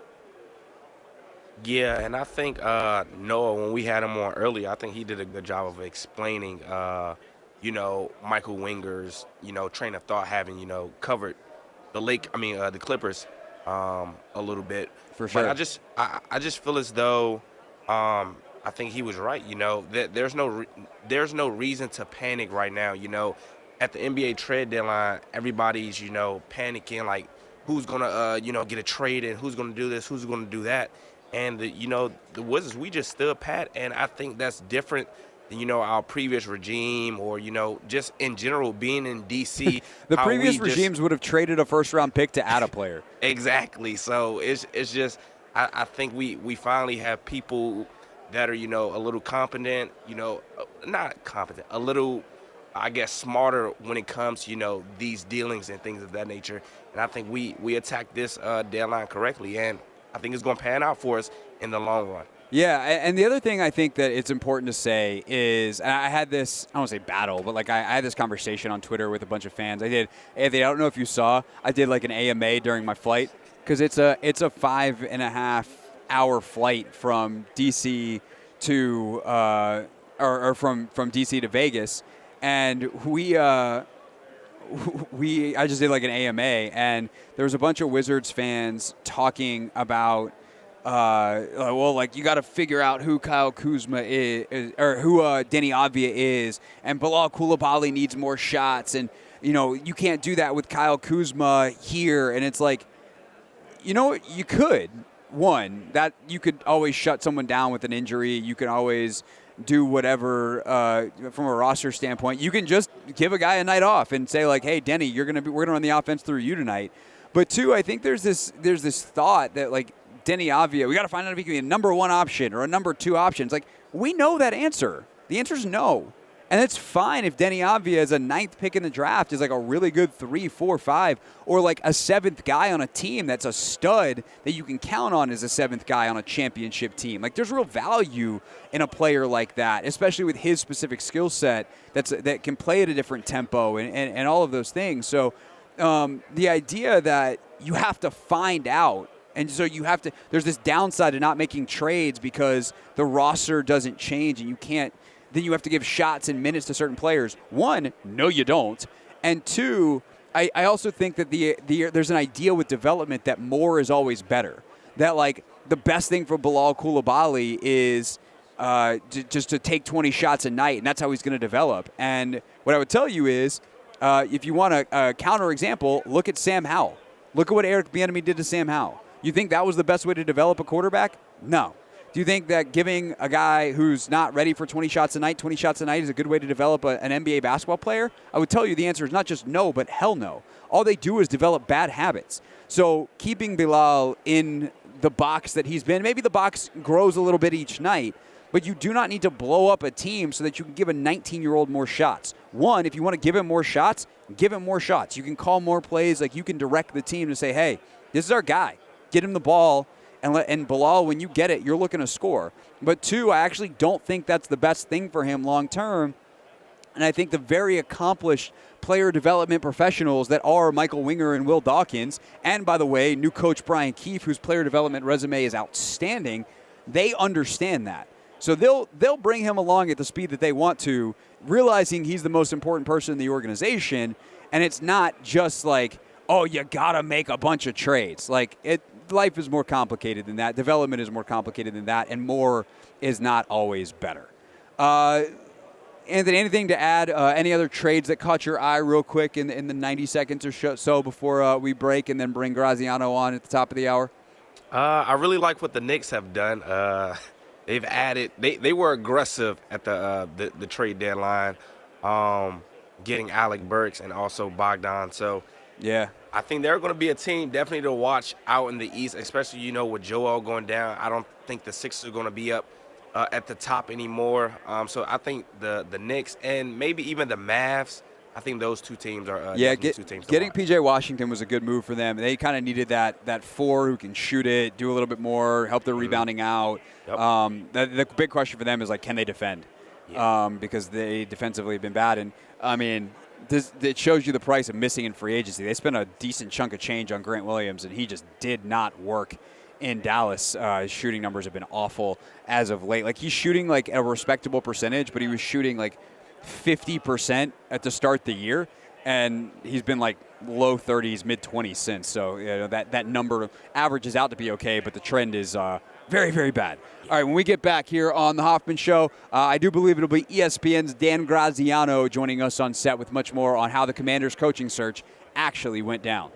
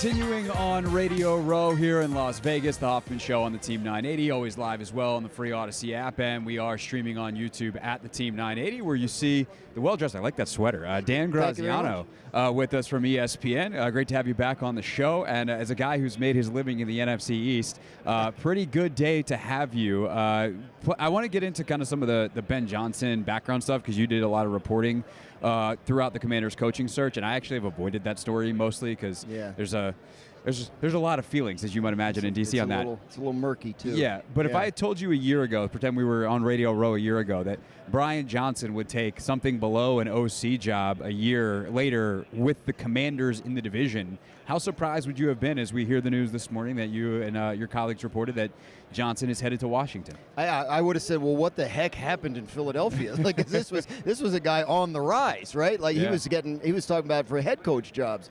And the extent to which the Eagles season fell apart, I think, is the story there. So hopefully for his sake, that was a 2-month glitch in his career, and he can build it back up. But I know he's very well regarded. I know a lot of teams have wanted to talk to him, so I think he's a pretty good get for Washington staff. Because you say you go back a year, you go back 5 months, and this guy was still thought of as somebody who was on the right. So maybe the coordinator job was not something he was ready for at the time, so maybe a step back, and some of the best coaches are the ones that sort of get knocked down, figure out what they need to still learn, and then come back. And if he's that sort of guy, then certainly we won't have heard the last. I definitely think he's an interesting fit, and it seems like Washington has, for good reason, prioritize guys who have histories developing quarterbacks. Cliff, obviously, the OC, Johnson there. What do you know about the relationship between Johnson and Jalen Hurts, and how instrumental he was in developing Jalen? Yeah, obviously that was a group project that took a number of years. But I mean that coaching staff that came in there with Nick Sirianni was hired with the mission of developing Jalen Hurts into the best he could be. And go back a year, we're sitting at the Super Bowl. This is a guy that was on top of the world, a quarter away from winning it. Months away from becoming, briefly, but still the highest paid player in the league. So success story there. And again, we'll find out next year whether this was a one-off for Philadelphia, whether they'll be back on top. But if you can ignore the way they finished this year and put Jalen Hurts' career into broader context, then yes, you have to give Brian Johnson credit for a success story there. Dan Graziano, ESPN. Along with other people. Yeah, obviously. for sure. Yeah. Dan Graziano, ESPN, is with us here on Radio Row. Make sure you're checking out all ESPN's coverage. They have a gigantic set over there. You guys are doing big stuff. Oh, that's McAfee. Yeah, well, that's out of my just league. Pat. Yeah. Where's you guys? They have is a there setup another? over at. They're doing like NFL Live and stuff. Yeah. Over at the Paris, the Beer Park, I think it's called, out in front of the Paris Hotel. So. Beer Park in Las Vegas sounds like a place a lot I know. of bad I'm heading over there decisions this afternoon. I'm made. curious to see what that's all about. So you obviously are reporting on all these NFL coaching searches, and there was this narrative, whatever storyline, thought, truth at the time, I'm assuming, that's why you report it, that Ben Johnson was the favorite in Washington, and it feels like a lot of people were putting together the favorite status of Johnson as the favorite candidate. Washington is a preferred destination. And then the interviews happen, and all of a sudden we start to hear, John Keim, Adam Schefter, and others saying like, I don't know about that. What light can you shed on how it went from presumptive favorite to, it seems like by the end, obviously Johnson's the one who pulled his name out, but that he was no longer the favorite. It might not have been getting the job even if he hadn't withdrawn his name. So, I mean, the simple answer is there's a reason you do the interviews, right? Like you like Ben Johnson's work, and you think, well, this might be, and the offensive coordinator, the quarterback developer, the guy that's had success with Jared Goff, you want to talk to that guy and find out if he's the guy. But then maybe you also get, Mike McDonald on a Zoom call, and you're really impressed with him. And you're thinking about, well, Dan Quinn's a guy that's been a head coach and had some success doing that, and maybe we want to go that way. So it seems to me what happened is through the interview process, it became clear to Ben Johnson, who, by the way, one thing I've been told consistently about Ben Johnson through this process is he's the kind of guy who locks in like people who are close to him, who might have had jobs on a Ben Johnson staff, right? Right. Like will say like he's a guy that might not be able to give his full energy to a head coach interview while his team is in the playoffs, right? Because he's so locked in on that. And obviously that's a dilemma, right? That's a dilemma all these guys face, and it's very difficult for some people to compartmentalize. And I'm not saying that Ben Johnson can't, but I think a couple people I talked to said if he didn't blow them away in the interview, which we don't know, but if that's the case, then that's probably a reflection on he spent so much more of his time preparing for the 49ers, right, than preparing for his interview with the Commanders, and maybe that had some effect. So again, there's a lot out there. How much of it is true, how much of it is solid. There's a lot of spin out there in terms of, but it sounds to me like what we know and what we can confidently say is throughout the process, it became clear that Ben Johnson was not the favorite or necessarily the top choice, and then rather than mess around and wait around, he said, you know what, I'll just try this again next year.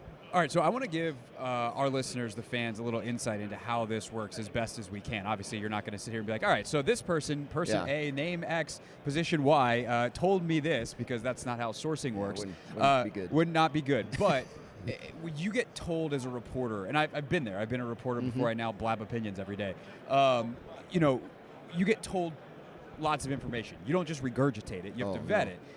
So how do you, what's kind of your process of trying to figure out, hey, this piece of information I got is something that's worth putting out there that, whether it's the spin, whether it's the information side of it going into the search versus that's an agent or a front office person or a coach trying to do themselves a favor. I think one of the most important things you have to ask yourself in situations like that as a reporter is, why is this person telling me this information? And I'm not kidding. I don't think enough people in our business ask that question. I agree. Right? Because you're so eager to get something out there and be first with it and to seem like you know something. But yes, and the sources know that and use it to their advantage, right? So why is this person? If the agent is telling me a thing about his client, oh, well, he's gonna get, he's going to get interviews. He's on their list. Well, I don't want to report that unless I find out from the team that he's a guy we like. Yeah, you can. If you put that out there, you're not going to look bad, right? So, it's tricky. I mean, ideally, what you want is multiple sources on multiple sides of it, so you're right, and that's something of a lost art. Or we could do a whole show on what's happened to the industry and reporting and all that kind of stuff. Sure, we can go march over my alma mater, the Newhouse kids. There you go. We go teach them over there. Everybody's Syracuse. I went to Georgetown. If I had known what I was going to do for a living, I probably would have not gone to Georgetown. But it's worked out for you. It has. All right. I don't have any regrets. I just I'm surrounded by Syracuse people, and that kind of makes me. Well, I'm a Syracuse alum who works in D.C., and we have Georgetown games on the station. So I think we're just exchanging pain. Right. You're on the opposite end of that. That's true. I work at ESPN. There's Syracuse decorations in everybody's office. But yeah, that's the way it is. It used to be a rivalry.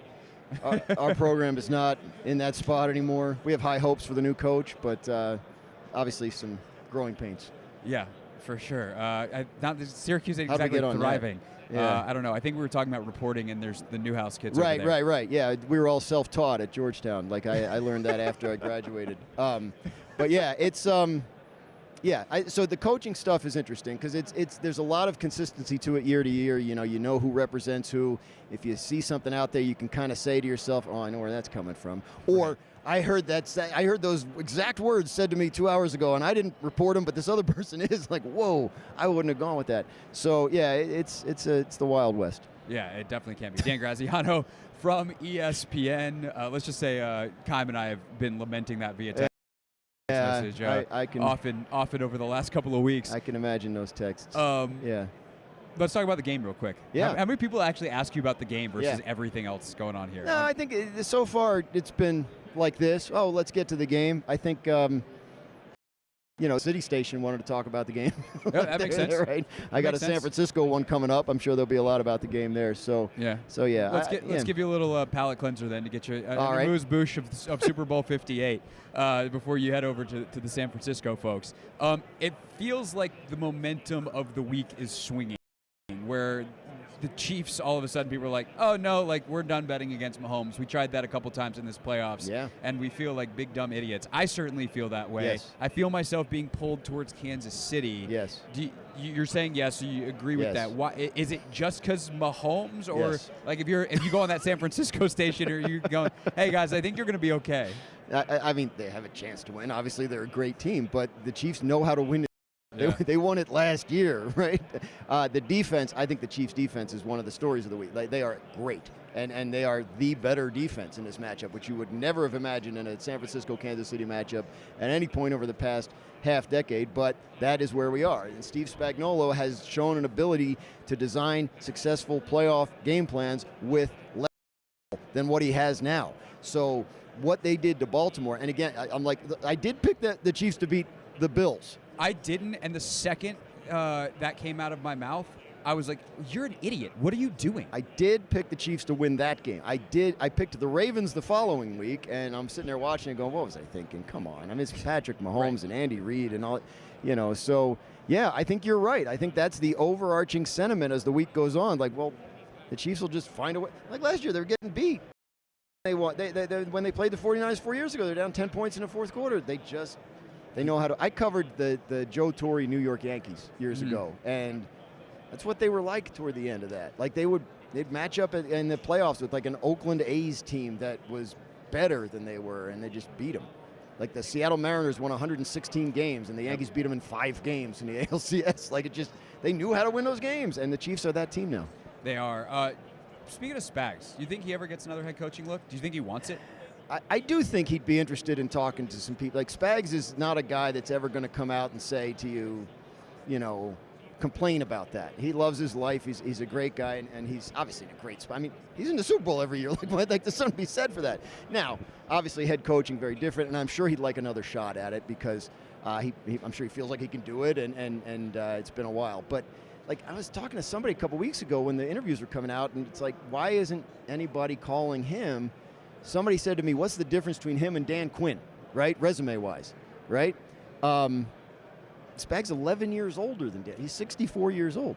So I think in a league that's always looking for young offensive coaches, he's an old defensive coach, and I think that works against him. I'm surprised he can't get an interview. Like nobody would want to talk to him about what he's doing, especially in a cycle like this where defensive guys did seem to elevate beyond where we've seen in recent years. But I think that maybe there's a perception that who he is now is who he is, and that's where he belongs, and maybe that's it. But I do think he'd like another crack at it. Problem is now it's like 64, 65 years old. Right. Vic Fangio sign him to a 5-year deal and didn't work out in Denver. 69. Yeah, so yeah, it's So my guess is that ship has sailed. You never say never, but I do think he would like another shot.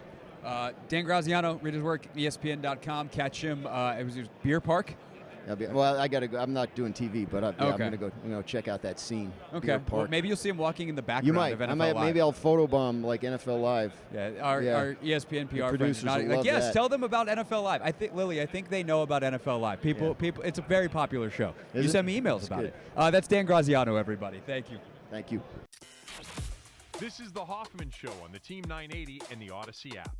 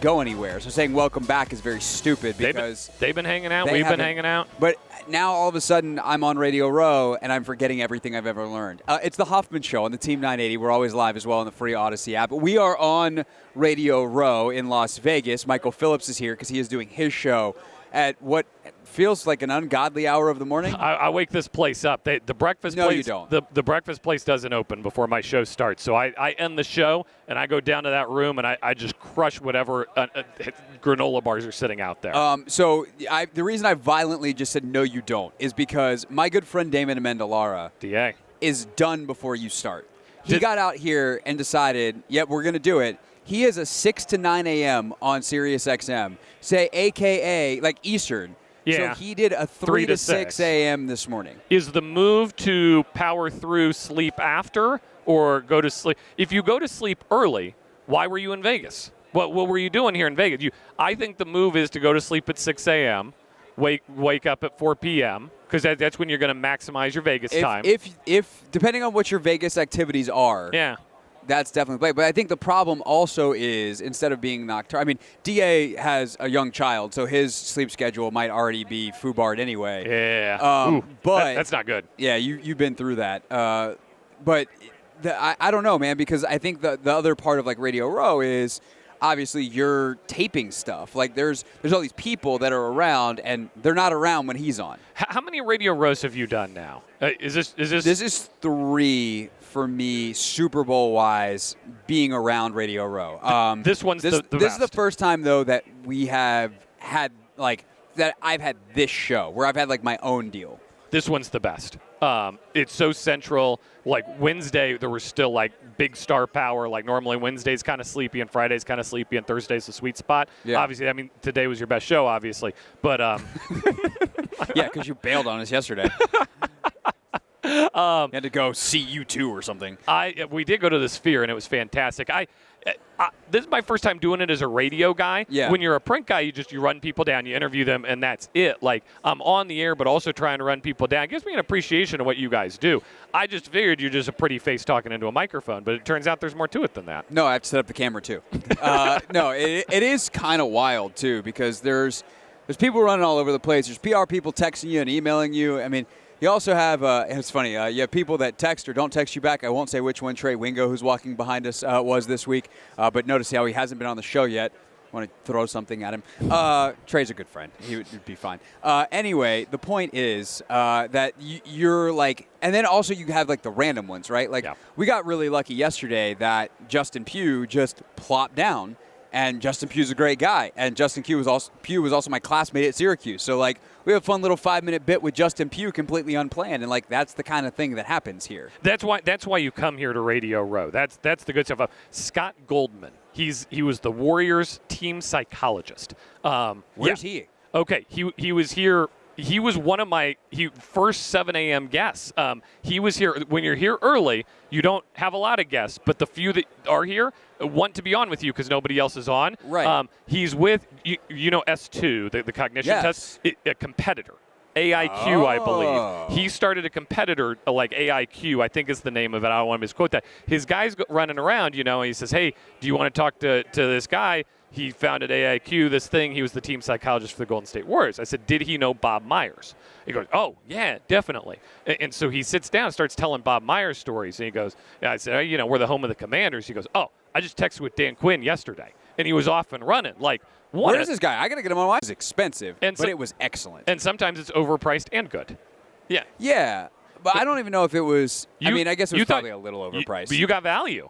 That's right. A rare find here, getting value. Yeah, so I would Amalfi, Bobby Flay's place, and then the other fun food thing is we had David Chang to start the show today, which feels like it was 7 weeks ago. But David Chang was in that chair to start the show today. David Chang, who Alum Momofuku, obviously, he is hustling. He was here early doing his Toyota bit. He is still here.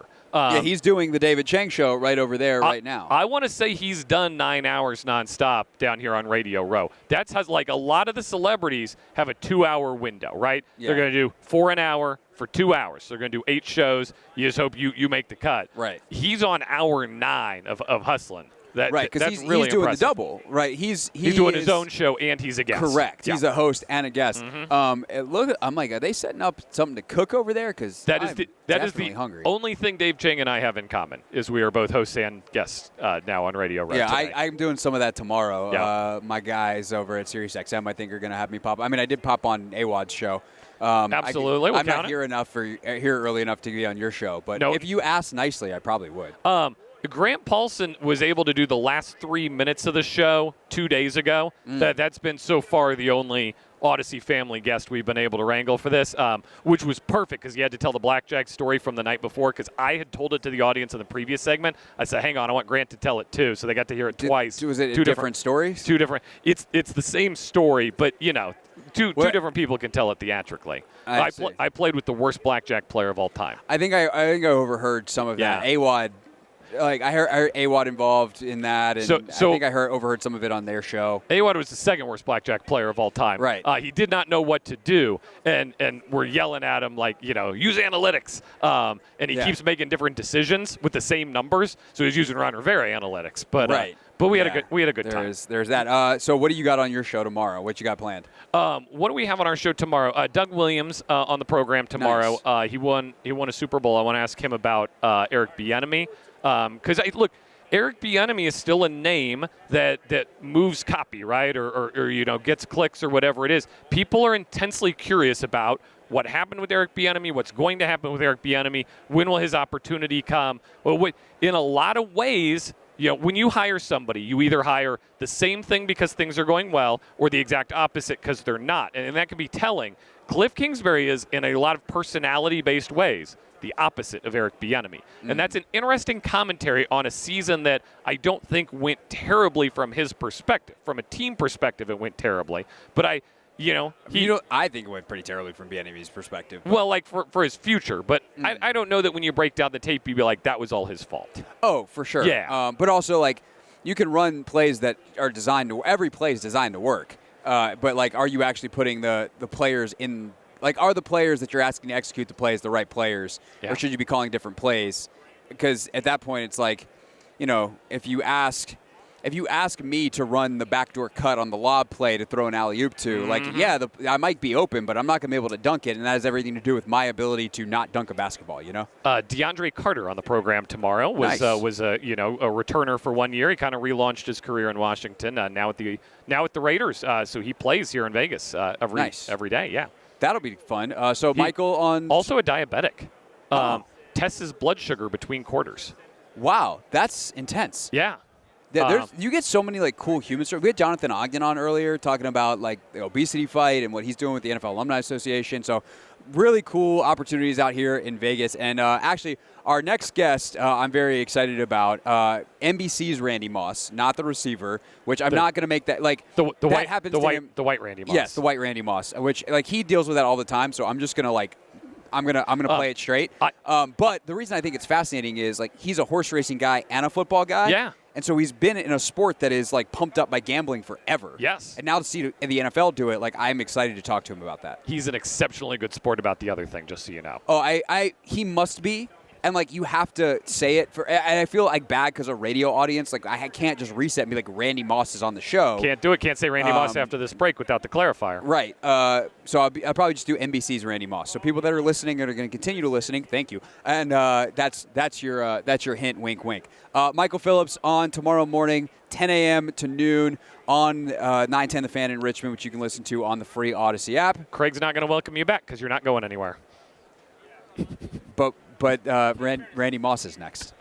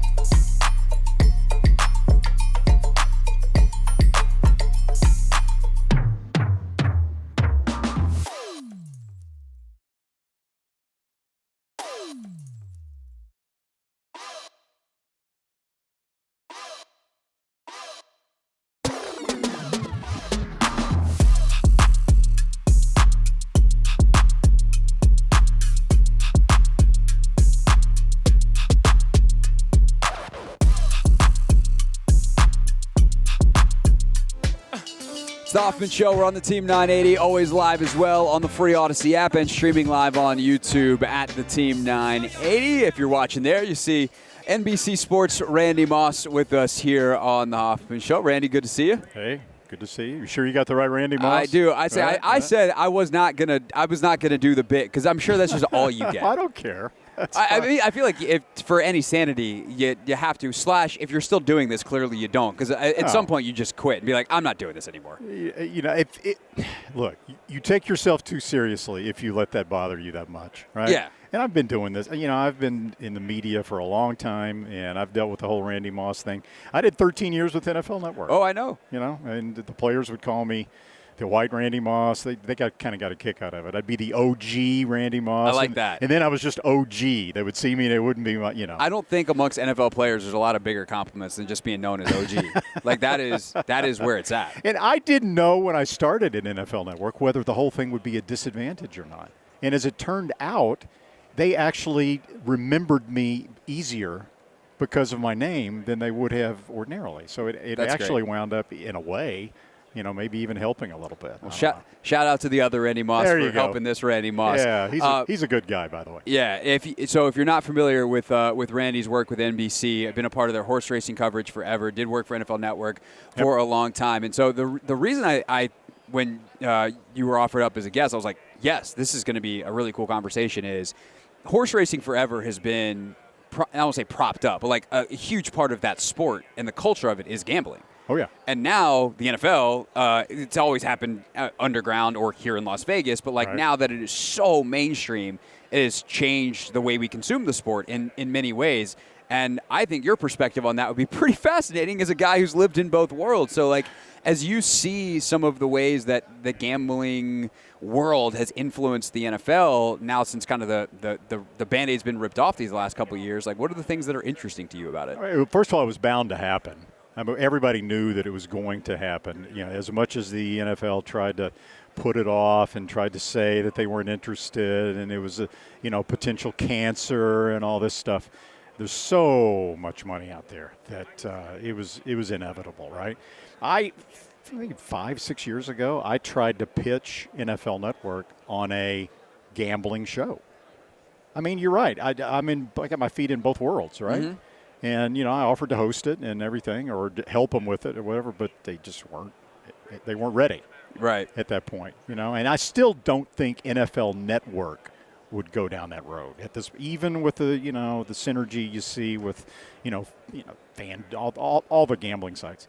But ESPN is embraced it in a way. Right. I think it's fascinating that ESPN's launching ESPN Bet. Like, have, I mean, the lines are so blurred in so many ways now between leagues and entities and teams. And, I mean, we deal with this locally in D.C. because Ted Leonsis owns not just the basketball and the hockey team, but the network that they're on. And they're the only regional sports net in town. And so you're kind of like, it is what it is. And so, like, those lines, the journalism lines have been long crossed, long dashed.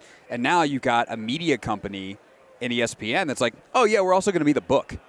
I think that's wild. And I think my journalism professors probably wouldn't approve of it. It wasn't that long ago that wealthy businessmen that wanted to own an NFL franchise and even an NBA franchise or a Major League Baseball franchise, and they also either like owned a racetrack or had a stable of racehorses, it was frowned upon.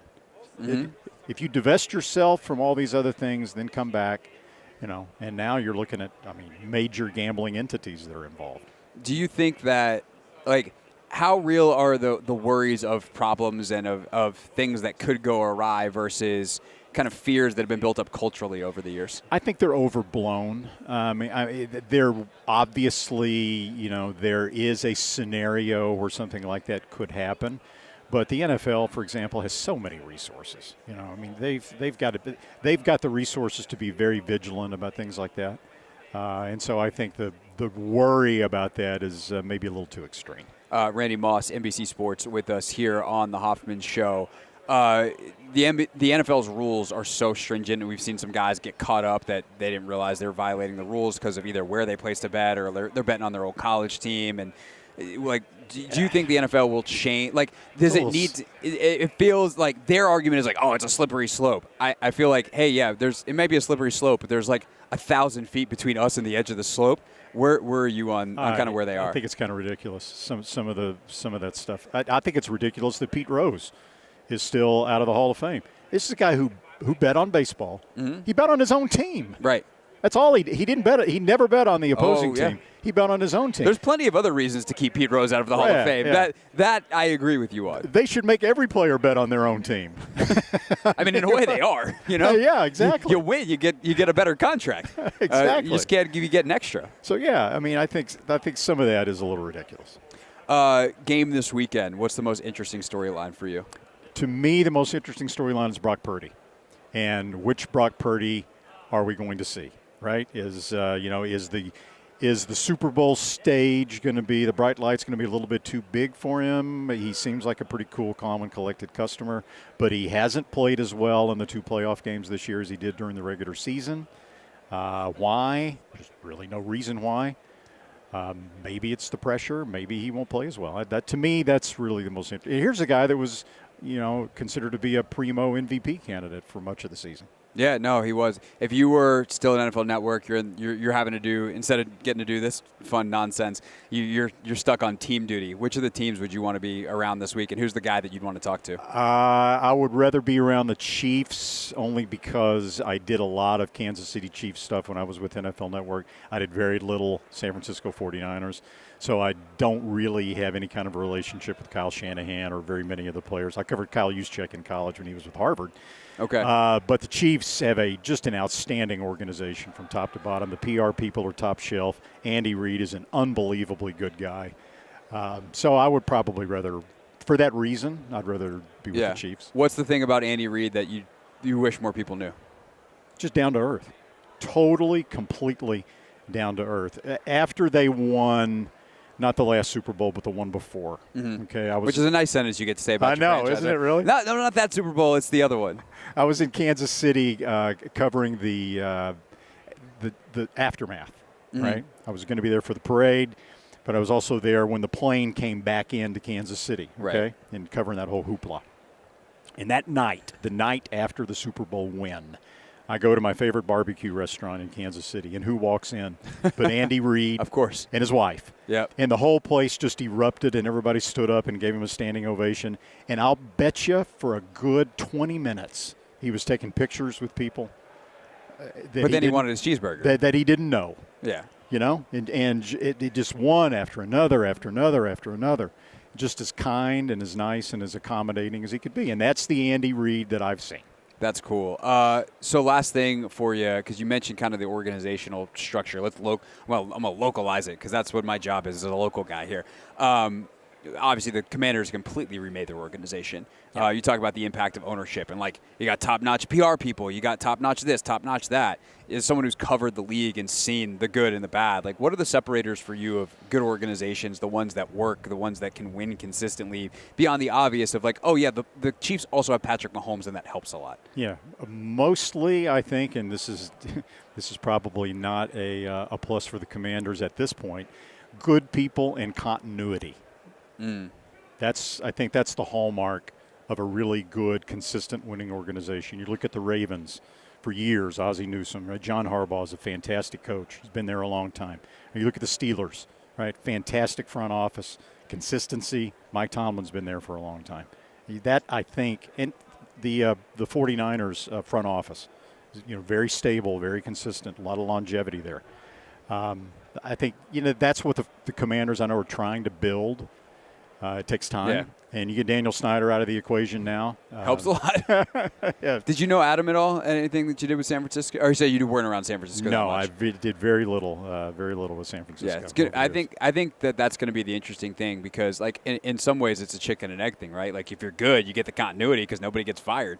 But it's got to start somewhere, and can they find the right types of people that'll be invested in the project? I think that's been one of the interesting things that hear Josh Harris talk about is he kind of talks about it as this project, as this thing that they're building, and not as we're out to win the Super Bowl next year. And I feel like that hopefully can lead to what you're talking about. You got to get another quarterback.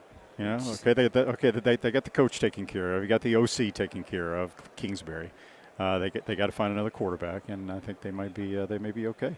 The great thing about my job, I get to do all this. We can talk football, get to the Super Bowl, And then as soon as this is over, I get to transition to horse racing back again. Right. So you got and do all the Triple Crown prep races, and then the Derby, and then be in your neck of the woods for the Preakness. Yep.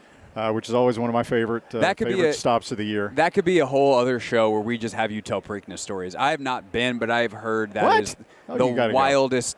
Like the dearth of humanity is the infield at the Preakness. It's a little tamer than it was when I first started going. And this will be my 44th Derby. It'll be like my 40th Preakness. So I go back a long way. It was a lot more wide open, raucous way back in the day than it is now. They've tried to make it a little bit more genteel, and yet not take away the fun, right? Yeah. But it's something. Seen some stuff. It's something pretty. You ever been like reporting live and just had to catch yourself because you see something happening off in the distance?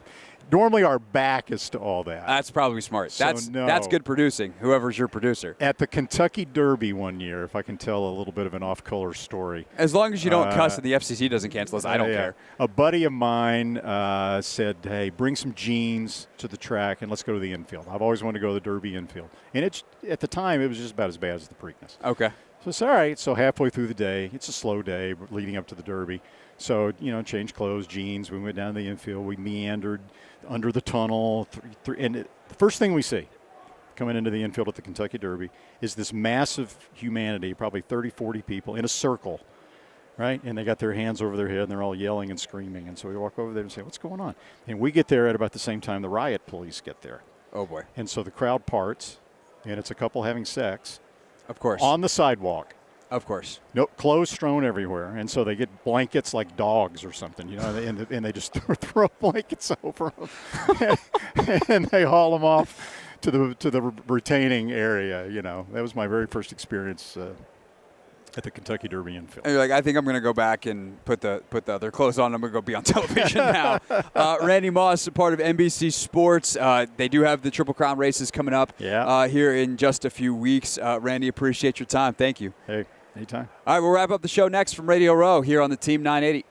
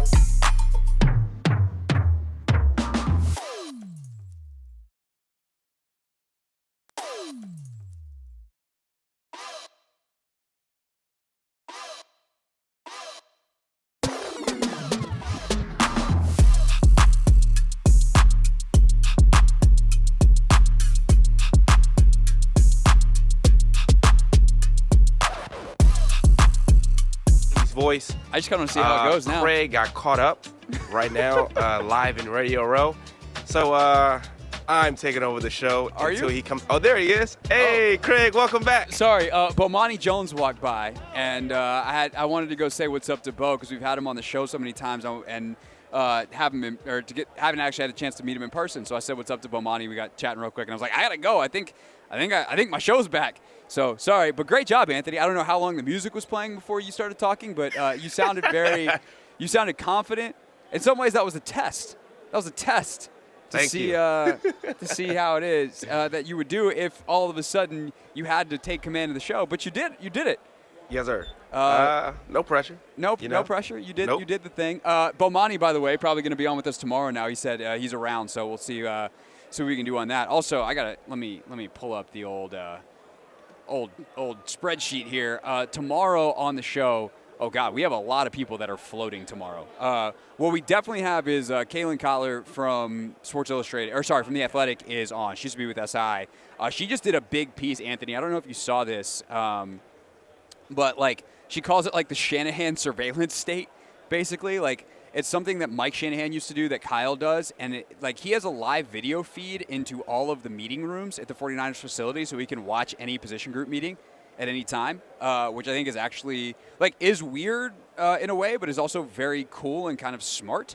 So she wrote about that, and she's a great NFL writer. So we'll have her on tomorrow early on in the show. And then I think the only other person that we have, actually we don't have anybody else slotted in for sure, but tomorrow's gonna be fun. Probably have Damon Amendolara on the show. Yates might be in town. Eventually he'll decide if he's actually coming. He's in the LA, so getting to Vegas is easy for him. Bomani now going to be on the show tomorrow. I'll text him here in a second. We'll get that set up. We might also have a couple of active NFL players. But, I mean, Don Van Natta might stop by. I know I'm seeing him tomorrow. I don't know if he's going to be on the show, but we'll see. But, Anthony, think about where we were 24 hours ago. We didn't have Jonathan Ogden lined up. We didn't have – some of the David Chang all of a sudden, Mike Locksley. Our guest list today, half of it happened in the 90 minutes before the show. And I'm showing up way earlier to Radio Row tomorrow, in part because one of our guests tomorrow, I do believe, will be MJ Acosta-Ruiz from NFL Network, and we got to tape with her early before the show. So very excited to get MJ on and Kaylin and everyone else that will – Bomani, that's how Radio Row is, man. It's nuts. And we'll do it again in, 3 weeks in Indianapolis. I'll be doing the same thing. So it's not quite as much of a zoo in Indy. It's much more of draft nerds as opposed to random celebrities walking around. But that's the business, as they say. Definitely sounds like you're having a blast out there. You got Rachel out there, so she's experiencing it also with you. Yeah, which is very cool. Exactly. So I see Will Blackman walking around. See, I heard you say you saw Puka Nacua earlier. Yeah, Puka's walking around. Who else do I see? Right? I mean, it's weird because so many of the shows have ended at this point. I kind of feel like at 6 o'clock Eastern time things cleared out. So there are definitely a lot of people still walking around. I mean, it's only 3 o'clock out here, about to be 4, 3:50 out here, about to be 4. But yeah, that's kind of how things go here on Radio Row. One more show tomorrow. By the way, we also recorded a Take Command today, which is out now. Logan and I recapped the Senior Bowl. I also talked a little bit more about the coordinators, so definitely worth checking out if you want some more hardcore football talk. I know it's kind of a wacky thing, Anthony, because I'm out here and we could do Las Vegas skits and bits all day, but I know people listening still want their football. They still want their draft talk. They still want everything. So trying to do the best we can of giving everybody a little bit of everything. Some NBA trade deadline stuff. We kept part of the show open today because we thought that would be a topic in a bigger way, with Kuzma being one of the top guys available, and Tyus Jones we thought would definitely be moved. Instead, it's just Daniel Gafford getting traded out. The Wizards, they had big man depth for 2 weeks, Anthony. They had it. Yeah. They had Gaff and Marvin Bagley, and now they traded Gaff. Yeah, I mean Rashawn Holmes, he's all right, but yeah, I mean we still need some depth. Just need guys to play some minutes. Yeah, just need some guys. But also I'd imagine we see some more Patrick Baldwin Jr. We see some more of the guys in house, and I need Johnny Davis up, man. I think he just got moved up, but Yeah. I'd love to just see more of him. Yeah, they gotta figure out some stuff, and then we need to talk about the Jordan Poole thing at some point here over the next couple weeks, because he is I'm on the verge of just being shut that dude down for the season. All right, we'll talk about that another time. All those great guests coming tomorrow on Radio Row. Right now, though, we didn't even have a chance to do this yesterday. We can't skip 2 days in a row of real things. Come on, it's time for real things. Real people said into real microphones. Real thing. I'm in your ear. We have you have to do the read, and then yeah. Real microphones. Oh, your out time is 56:20. 56:20. All right, boss, by the way, also a reminder, our big game coverage on the Team 980 is presented by Solo Stove. Feel the heat of the world's most popular smokeless fire pit, solostove.com. NFL opening night always gets, I'm kind of sad that I was traveling on Tuesday, because NFL opening night is the greatest soundbite fest in the league. Someone asked Patrick Mahomes, hey, can you do a Kermit the Frog impression? He's like, what do you mean? I'm talking right now. This is the impression. But speaking of impressions from quarterbacks, you had the other side. Someone, I guess, found out that Brock Purdy does a pretty good SpongeBob. By the way, we had Noah Eagle, who's calling the game on Nickelodeon, earlier in the show today. Great conversation. If you missed it, check it on the podcast. But here's Purdy doing a pretty good SpongeBob. Can you give us your best SpongeBob impression? Yeah. I'll try. Ready? Yeah.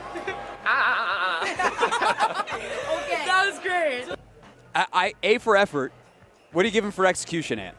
I'm giving him a 6.34. Oh, okay. Am I a tough critic? Yeah. I give him a 7. Okay, that's fair. That's fair. Another different kind of great impromptu moment happened the other night on the Knicks broadcast. Mike Breen, who obviously everyone knows is the play-by-play voice of the NBA Finals on ESPN and ABC, he and Walt Clyde Frazier have been calling Knicks games on MSG for 25 years locally there in New York City. And so as they took the air the other night, Josh Hart and Jalen Brunson crashed the open, as they call it in the business, with a little message of thanks and a note of gratitude. Looking at all those beautiful pictures from back. Sorry to interrupt you. Just want to say congratulations for 25 years, guys. Congratulations, gentlemen. Appreciate everything y'all do. Pleasure. It's a pleasure. Appreciate it. All right, we'll see y'all later. Great, man. Great too. Not bad. Come away with a victory tonight. Clyde. I think the upset there was no rhyme. No bar drop by Walt Clyde Frazier there. Just a straight, hey, here's the recipe. Hey, they came through, though, and got that dub over the Grizz. They did over the Grizz. It's not that much of an accomplishment this season, but, hey. A win is a win, Craig. You can only play the team that lines up against you. They also presented them with some jerseys. Really cool thing for Mike Breen and Walt Frazier, two of the best to do it. All right, that is our show for today here from Radio Row in Las Vegas. Back at it again tomorrow. You missed anything, check the podcast on the Team 980.